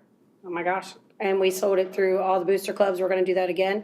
And we're offering them $2 per profit for each booster club that sells once. There's many new families over 12 years worth of time, and we sold many, many, many. And we're working on a Harlem Wizards game because we have not had that in years, and that was such a great attended. So we're working on some things down there too. Great. So, well, it's very easy to get complacent with your fundraising, and it gets stale, so that's wonderful. Yep, we're trying some new things I have to work with Adele for, so we want to try a couple of different things, so. Okay. Well, please make sure you tell them we appreciate the work they do. I will. And you guys have mentioned, I'm not sure who, are they supposed to come to our meeting? Do I reach out to them for our meeting? They're always on my agenda, but no one's ever, how does that work? Yep, well, I'll take care of it. Okay, just let you know when they are and stuff. Yeah. Okay, Usually, the idea is that we have a board rep who then lets us know what's happening. okay. We'll do better, won't we, folks? I know it's another meeting, I know. Thank you. Thank you. In case you wondered if they appreciate you coming to their meetings, they do. But yeah. And we do need approval for that. Yep. I need a motion to approve this Motion to expenditure. approve the Buckskins Activities Alliance grant. Could we have a roll call vote, please? Dr. Martin? Aye. Ms. Trowbridge? Aye. Mr. Gensel? Aye. Mr. Dillman? Aye. Mr. Hurst? Aye. Mrs. Groff? Aye. Our esports team did not qualify. Oh, okay, so we're deleting F on the agenda. Well, they may not have qualified, but this is just what, their second year? They have done excellently. Third year, but this is the first time they've made it to state, almost made it to states. That's awesome. Yes. It's phenomenal how they're doing. Yeah. Absolutely. I remember, I thought that was last year they gave us that presentation. Wonderful group of young people. Dr. Mann, you have 6 schools Act 44 physical assessment quotes. Right, yes. Well, good evening. So as part of our all hazard plan, which is required by the state to have, we have to do what's called a vulnerability assessment of our property. And so back in 2019, we conducted that of all of our buildings, and those assessments actually guide the updates that we've seen take place throughout the district. For example, lobbies, camera systems, things of that nature. When our committee met last spring, realizing that the middle school project was coming to a completion, and looking at that as a new building and a new setting, we realized that we need to have a vulnerability study conducted there, really for the property, when you look at the bigger property. So what we did was we put in money for the PCCD grant to pay for this. And so Explain that one. the PCCD grant Yeah. is the safety grant through the state. Okay. Right, so we put in, I think it was like $5,000, not knowing how much it would cost, if anything. Because in the past, we've used the intermediate unit. A gentleman by the name of John Baker would work with us and have worked with Phyllis and Dr. Fox in the past in conducting them. He's no longer available. So then I reached out to the state police because they also conduct the studies and have not heard back, reached out to them several times. Because they have an actual committee that does that. So then I reached out to the Center for Safe Schools out of Camp Hill, and then they got back to me and said that, yeah, we can actually accommodate you. You know, we can put together a scope of work here and come and conduct the study of your vulnerability of your campus. And it's more than just looking at the physical, it's looking at your procedures, you know, different to being a new building, and then even looking at the high school, you know, looking at the procedures that we have in place for evacuation, the policies that are in place, and so they'll give us a report on what we do and make recommendations. That's what I'm asking for here, is to get that approved so that then I can move forward with them to get this vulnerability study completed. My goal is to have it done in January. Well, if it's required and it's been bid, could I have a motion to approve the contract? Can I ask one quick question? I apologize. No. So this covers the new middle You school don't have and to the apologize. high school? Question Yes. comes after the motion. Yeah, both. Actually. So you're apologize for fine. that. Either before or after, it's quite all right. And we do not need to redo the elementary school. All the buildings are done, and what the committee had decided last year was to look at like a 3-year rotation. Okay. I'm actually, you know, as I'm taking over the whole safety component of it, thinking about maybe next year, looking at doing everything. Because we got a lot of new administrators, you know, we've updated a lot of different things, so in my opinion, it wouldn't hurt to do it.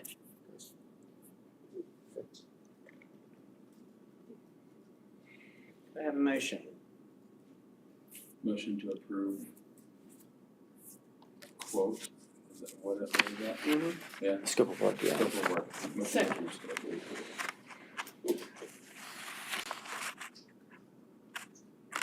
Am I still waiting for, oh, I'm sorry, I didn't get a second. That was me, Dr. Martin. Oh, okay. Dr. Martin? Aye. Ms. Trowbridge? Aye. Mr. Gensel? Aye. Mr. Dillman? Aye. Mr. Hurst? Aye. Mrs. Groff? Aye. Again, little detour. Questions are appropriate at discussion or after the motion, both places, okay? All you have to do is get my attention. Only he had a bell. That's right. Thanks, Tom. Thank you. Okay. Are there any questions on the finance and operations report? How about curriculum and instruction? I wanted to make one observation. As I was reading down through, I was impressed with the Conestoga Valley Virtual Academy, the amount of time and effort and that it's put into direct connection with students and with families. Give the idea of online course a whole different definition. There's a lot of time, a lot of effort. Those students definitely feel connected with their teachers and with CV and their parents. My other question had to do with the Teen Hope initiative. I know we've had that for a couple of years, and I continue to have the same concern for that I had at the beginning. We identify problems, but we have no way of knowing if they're ever addressed. Have we ever been able to find a program that does better at that? Dr. Smith, would you mind addressing this? This is as good as we seem to be able to do. Yeah, no, Teen Hope is one that's used by many districts in our area. And the difficult part, I think, anytime you're addressing any kind of health issue, is it's based off whether the student wants to share that information or not. So even if we collect information that a student might be, having mental health issues, if they don't sign off on that form, then they can't share that with the counselors. And that just becomes difficult. As a student is 14, they can do that. And so. Do we know which students were identified? Only if they sign off that they're. So we don't even know who they are, that we could track if they were identified one year, if they're still identified the next year? We have not tracked it linear across years, no. For those that weren't here, it's a wonderful evaluation program, but we evaluate we let the parents know that the child, has some level of risk, and then we don't know what happens. They can simply ignore that notice.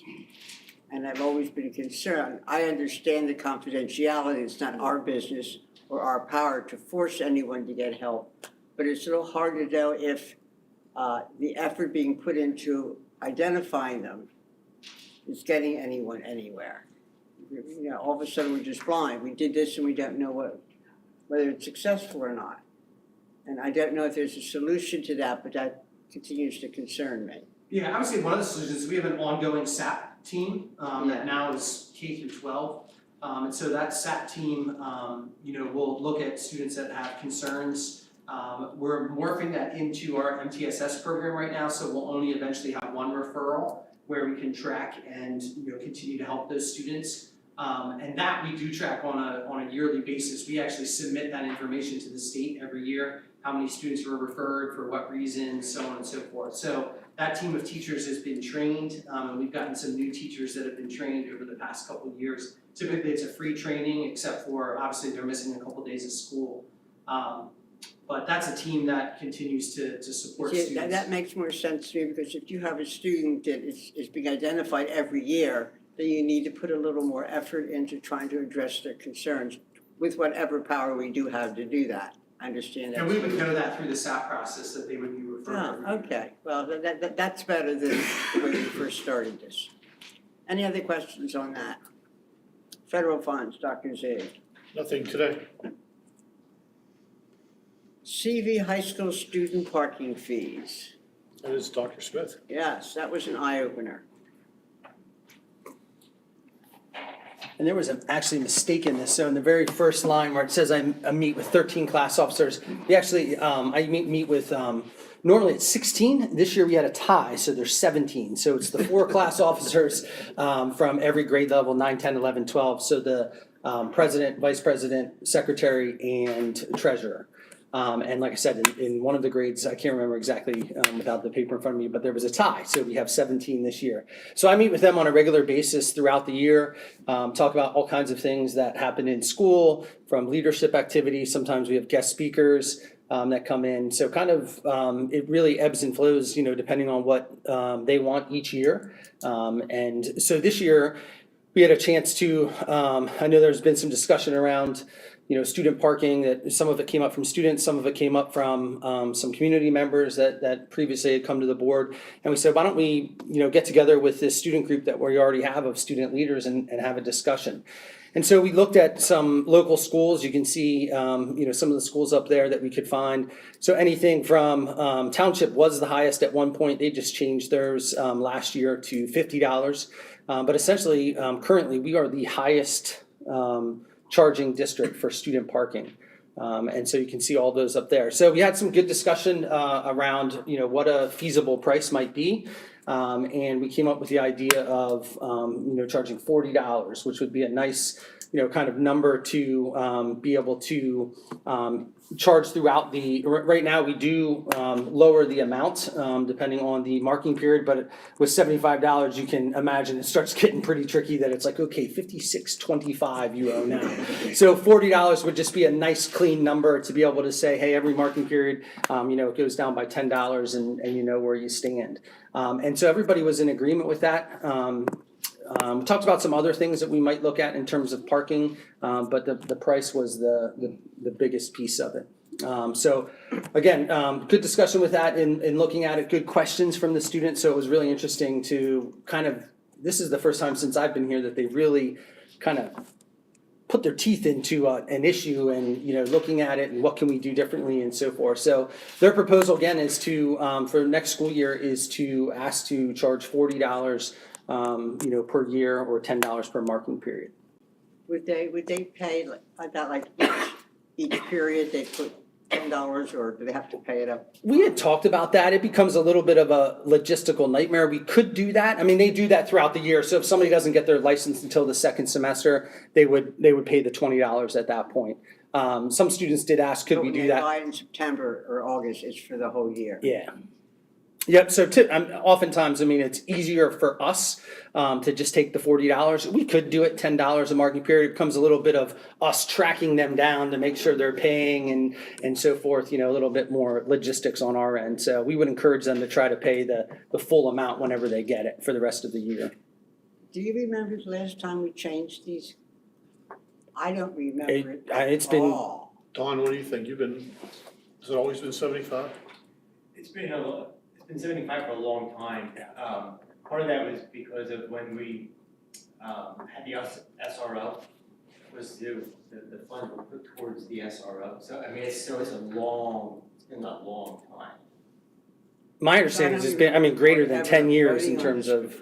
My son drove in 2007 for the first and paid $75. 2007. Yeah, so And as that a was parent, I 35. know in 2007. 75 back then was. Then at some point we raised it.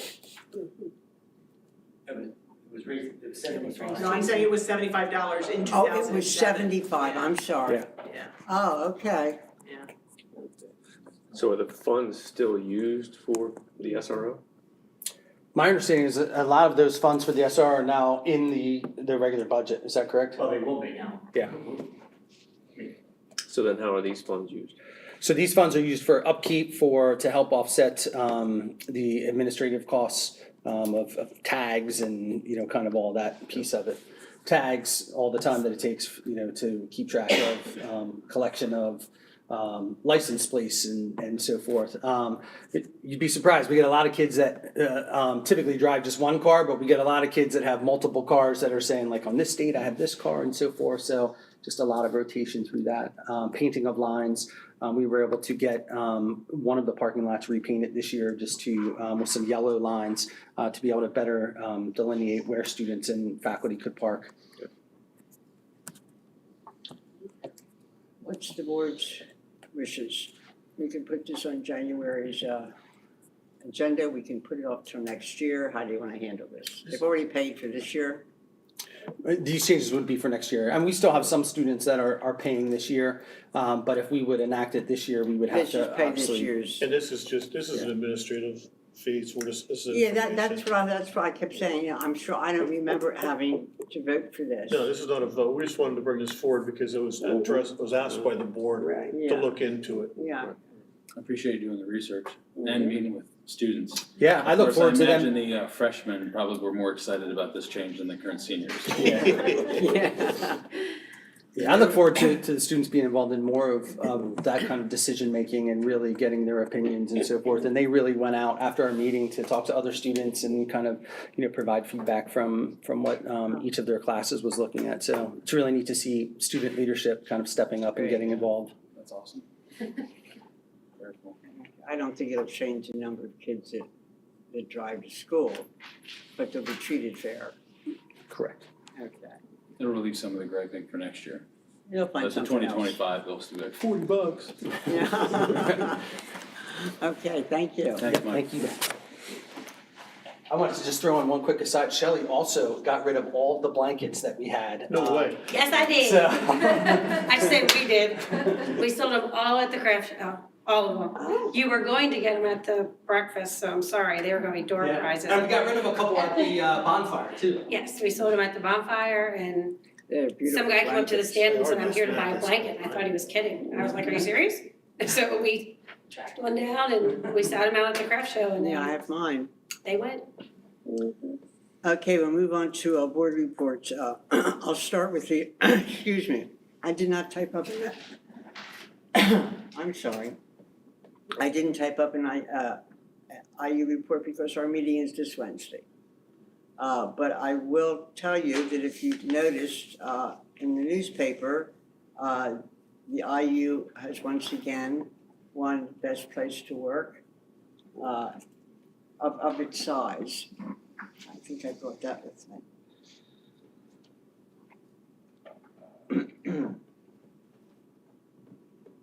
Maybe I did.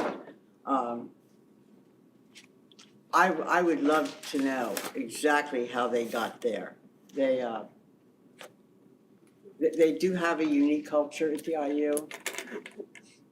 It's always been a very special place, but I was really pleased to see that they were recognized once again. The other issue, there it is, underneath everything. If you saw this in the newspaper. And that's, they also had it, if you have a copy of this, they also have the questions that were asked to get them to that, in that. It's worth looking at to try to see, what can everybody do to make their employees more comfortable? The IU, because of its specialized work, also is having a larger issue than the rest of us with substitutes. They've actually had to cancel some classes and switch them to virtual because it's not safe for their children to come to school without all the personal aids that they require. And we have done that in the IU now twice this year. It doesn't please anybody because their job is to help advance these students. And we can serve them to some extent educationally, but we can't give them all the service that they deserve strictly by doing this remotely. And I'm not quite sure how that's going to get any better than what it is. Lancaster County Academy, again, has not met yet. They're meeting on Wednesday also. If somehow I'm going to be at 2 meetings at the same time. They are about to sign a contract to move back to Hack. I didn't mention before, the building's being sold, and we have no way of knowing if it would be available, but from what I can see, as I remember from the contract I've seen, it is at a lower price. So the savings that we had from when we moved will continue. What's left? Oh, PSBA. Again, nothing's changed in the last 2 months. They were coming into the elections, they were coming into the holidays. Right now, about the only thing I see that they've done a lot with is they're looking forward to training for next year's election year for school board seats. That seems to be where they are. Other than that, they have nothing new scheduled. I do have an update from the Parks and Rec Committee. I'm in a funny position with them because when I go there, I'm representing you. When I come here, I'm representing them. So I've sort of got a foot in both. I've been to 2 meetings with them, and I have tried to address every issue that you brought up in the meeting or you emailed me.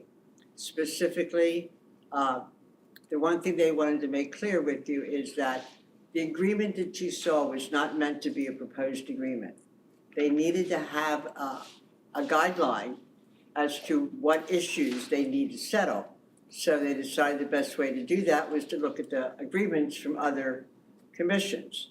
They took sort of the average of how they handled it, put it together for us to use as a starting point. That was not meant as a proposal, which is the way we took it to be, as a proposal, just for starters. So make sure that that's clear.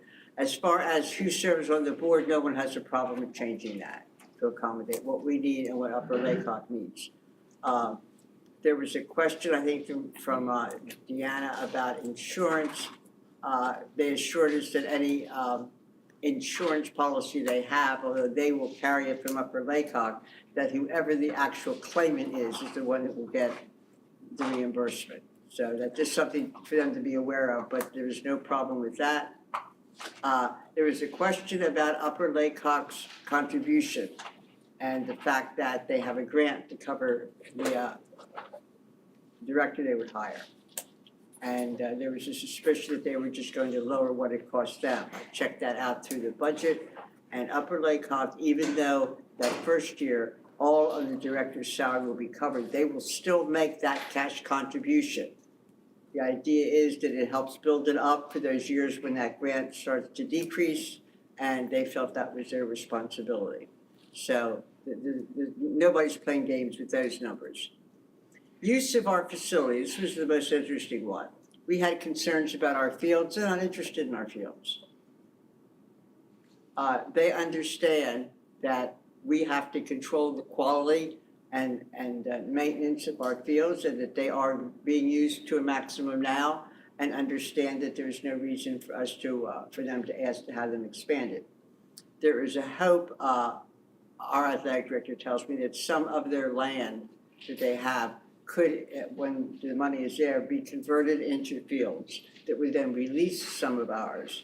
But their intention is not to use our fields. What they want from us are classrooms. It would be wonderful if we could reinstate our long deceased program of adult ed and possibly our summer programs. There was a concern mentioned about, well, if we're using our classrooms, our utilities go up. So I had Mrs. Hunsinger check that out. And since we have maintenance staff working nights, those lights are already on. So the difference in what it costs us to make a classroom available in the evening is so small you can't even measure it. Okay, just so you understand that. And that was at one time a very vibrant program that we had. With adult ed, everything from cooking classes to computer classes to arts and crafts and I won't say politics, but history and social issues. It would be wonderful to have that back. The other use for some classrooms is summer. We used to have a summer camp here at CV. I remember my kids actually getting on a CV school bus and being taken to summer camp 6 weeks, in the morning.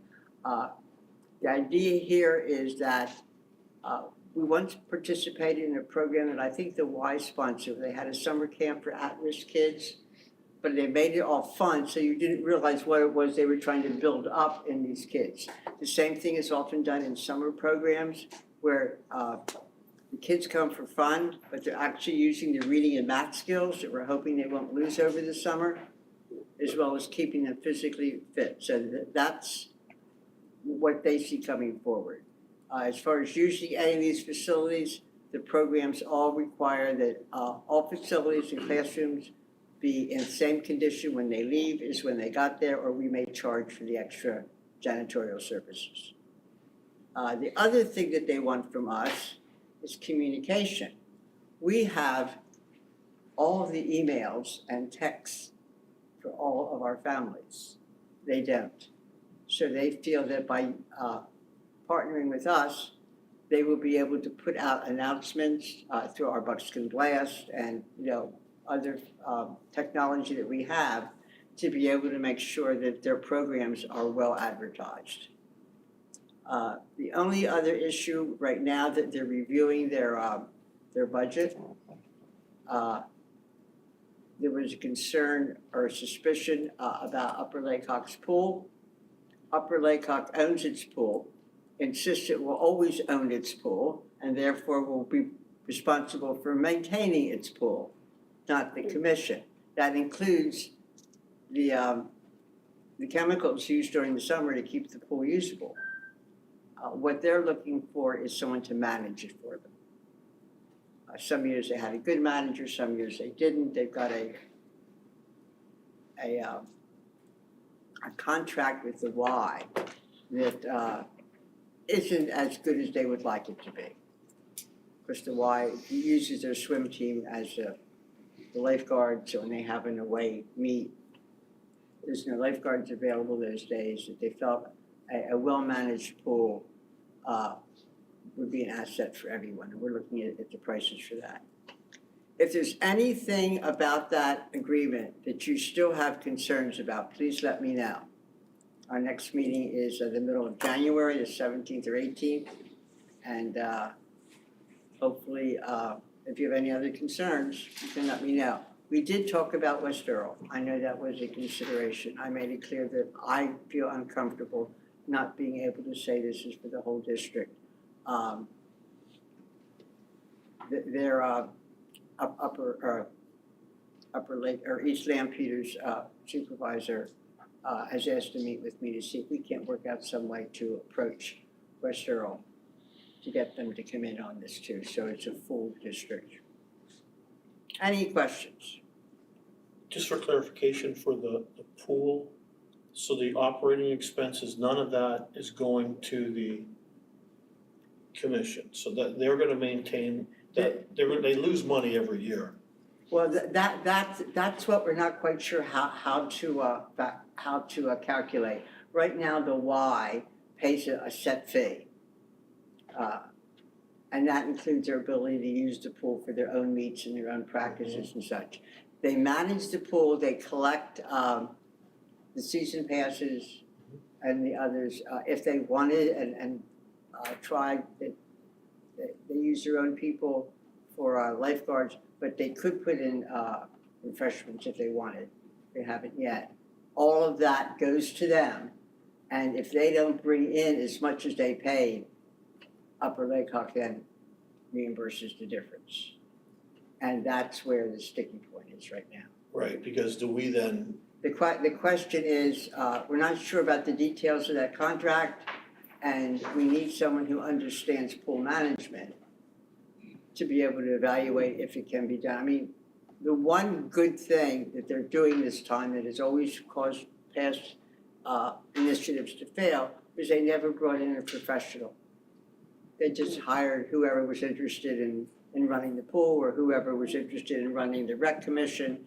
And you need someone that knows how to do that and someone who will establish programs that bring in revenue. Because if they don't do that, they lose their job and we lose the commission. So, as I said before, this is probably the last best chance of getting this into the community. There was some discussion at one point about why the school district has more seats than the townships. And my response to them was because we represent more people. So we need a bigger voice at that table. And I was asked why we pay less. And I said, well, that only makes sense to me too, because the township's charge is the quality of life in the township, services and quality of life. Our charge is education. And although it's a dotted line that sort of overlaps, it's not our main. It's one of many things that we do. And therefore, we would only give a small portion towards that. Any questions? Anything else you want me to take to them? Let me know before the middle of January. So what is then the board's next step? What actions Our are? board or? Yes, our board. We could decide if we are willing to now look at this, if we are interested enough that we will look at this agreement to hash out those details. All of which are, that we had concerns about are negotiable. Okay. Okay? So, So it's difficult to read that, understanding you've just made some clarifying remarks, it's difficult to read that agreement because many of the things that you just clarified are not clear in that agreement. So we're now in the position where we need to either go back and take notes regarding what you just said, or have a new agreement that reflects all of those clarifications. that was given to us as a sample. Okay. Right, sure. So, and it's in section, it's membership, where we were supposed to have 3 seats and one was supposed to be a board member, we simply need that wording changed, right? Right, but if I recall correctly, there was verbiage in there about use of facilities. Yeah, and we would have to clarify all of that. So what I brought to you is their explanation of what their intention is that would have to be put into that agreement. So basically what we would say is if we can get these things set up the way we're comfortable with it, we're in. But that's the way it would have to be for us. We need to have those things clarified. And some of what's there, I think that's what's meant, but it's not what's said. Right. So we would need to make sure that the wording, as long as we've identified the parts of that agreement that we know we need tailored to our comfort, then we go ahead and we start rewriting that agreement. Okay. So what I brought to you are everyone that's in that planning group right now's agreement that everything that we were concerned about can be addressed. So that's what I'm saying. If there's something beyond that, let me know. And again, a lot of this right now is Mrs. Hunsinger's been looking at some of their their financials and their budgets, that we can clarify, exactly how they came about, the numbers. And once we have that clarified, and that still meets with what their expectation, then we just simply decided we're going to move forward with that and make sure that this agreement is something we're comfortable with, or we walk away. Now, we're not the only ones doing this. Upper Lake Hawk's doing that too. Their concerns were more just, they seem to be focused on the pool. And we were concerned that we were going to end up having to pay for the pool, which, there's no way they want anyone having control over the pool. They just want us to manage it. So we're looking to see if that's possible or not. If that's not possible, then this probably goes away anyhow, because Upper Lake Hawk is determined to try to find a better way to manage their pool. I continue to believe that there must be a compromise available, because if they don't activate this commission, they're still stuck with what it costs them to maintain and run the pool. And they have members that expect that pool to be open. So while we may not be willing to absorb the entire operating costs, anything we can do, at least as far as it's balanced out by membership and daily passes would go up because it would be open more. And perhaps a better organized way of renting out the other facilities on that same property. Like I said, you need a professional. You need someone who knows how to manage Parks and Rec to run this program. So I just need to make sure that I've taken to them every concern that we have, and that everyone involved is agreeable. Any questions? You've all got my email. If you have anything to send me, I'll let you know. There was one other issue. I'll bring that up when we get to that. Are there any other committee reports? Have any of you attended any of your committees? We have a construction committee. We met today. I would just mention we had a little bit more clarification on a couple things. Music rooms are almost done, waiting on some doors. Wood shop should be up and running in January, which is cool. We're just waiting on some additional equipment. I think my son's personally excited about that one. And the fitness center would be, we're looking at a couple months yet till March, and maybe the gym as well. So some things close, some things a little bit out yet, but work continues. Okay, well, we've known for some time it was going to be a while till every last thing was done. Anyone that's ever had their kitchen or bathroom remodeled knows what that's like. Any questions for the construction committee people? At this point, is there anyone from the public that would like to address the board at this place in the meeting? If not, under board initiative, the one thing I wanted to bring up was something that I caught about a week ago in some sort of obscure link from the Daily Edition PSBA. And then evidently it happened this Thursday, and it hit the Sunday paper right away. If you saw this, about this NIL name, image, I forget what the L stands for. Likeness. It's not something I'm in favor of at the high school level for a lot of reasons, but PIAA just passed this ruling that high school athletes can be reimbursed for endorsements. They've tried to make it very strict, and I don't know if we are obligated to permit that. That's one thing they didn't mention. Some places it's illegal, in some states. Just because PIAA allows it, I don't know if that means we have to. So it may be something to come to us. Right now, they're not allowed to use the school or the school's logo or mention their school, wear the school uniform, or even the school colors. They're also not allowed to work through anyone related to the school or an alumni, which unfortunately the first young man in Pennsylvania who took advantage of this the day after it passed, so obviously they knew it was coming, the company he signed with, all of one pair of sneakers, is an alumni, so it's already been broken. On the very first one for a $200 pair of sneakers. So I don't know where it's gonna go, but I just wanted to let you know that it's out there. There are people that are in favor of it and that aren't. And if we have to deal with it, we'll have that debate later. Anything else? The dates are there for our meetings. I think we're about ready for an adjournment to executive session for personnel, legal, and contract reasons, right? Yes, ma'am. Can I have that motion? Make a motion to adjourn to executive session. Second. All in favor, say aye.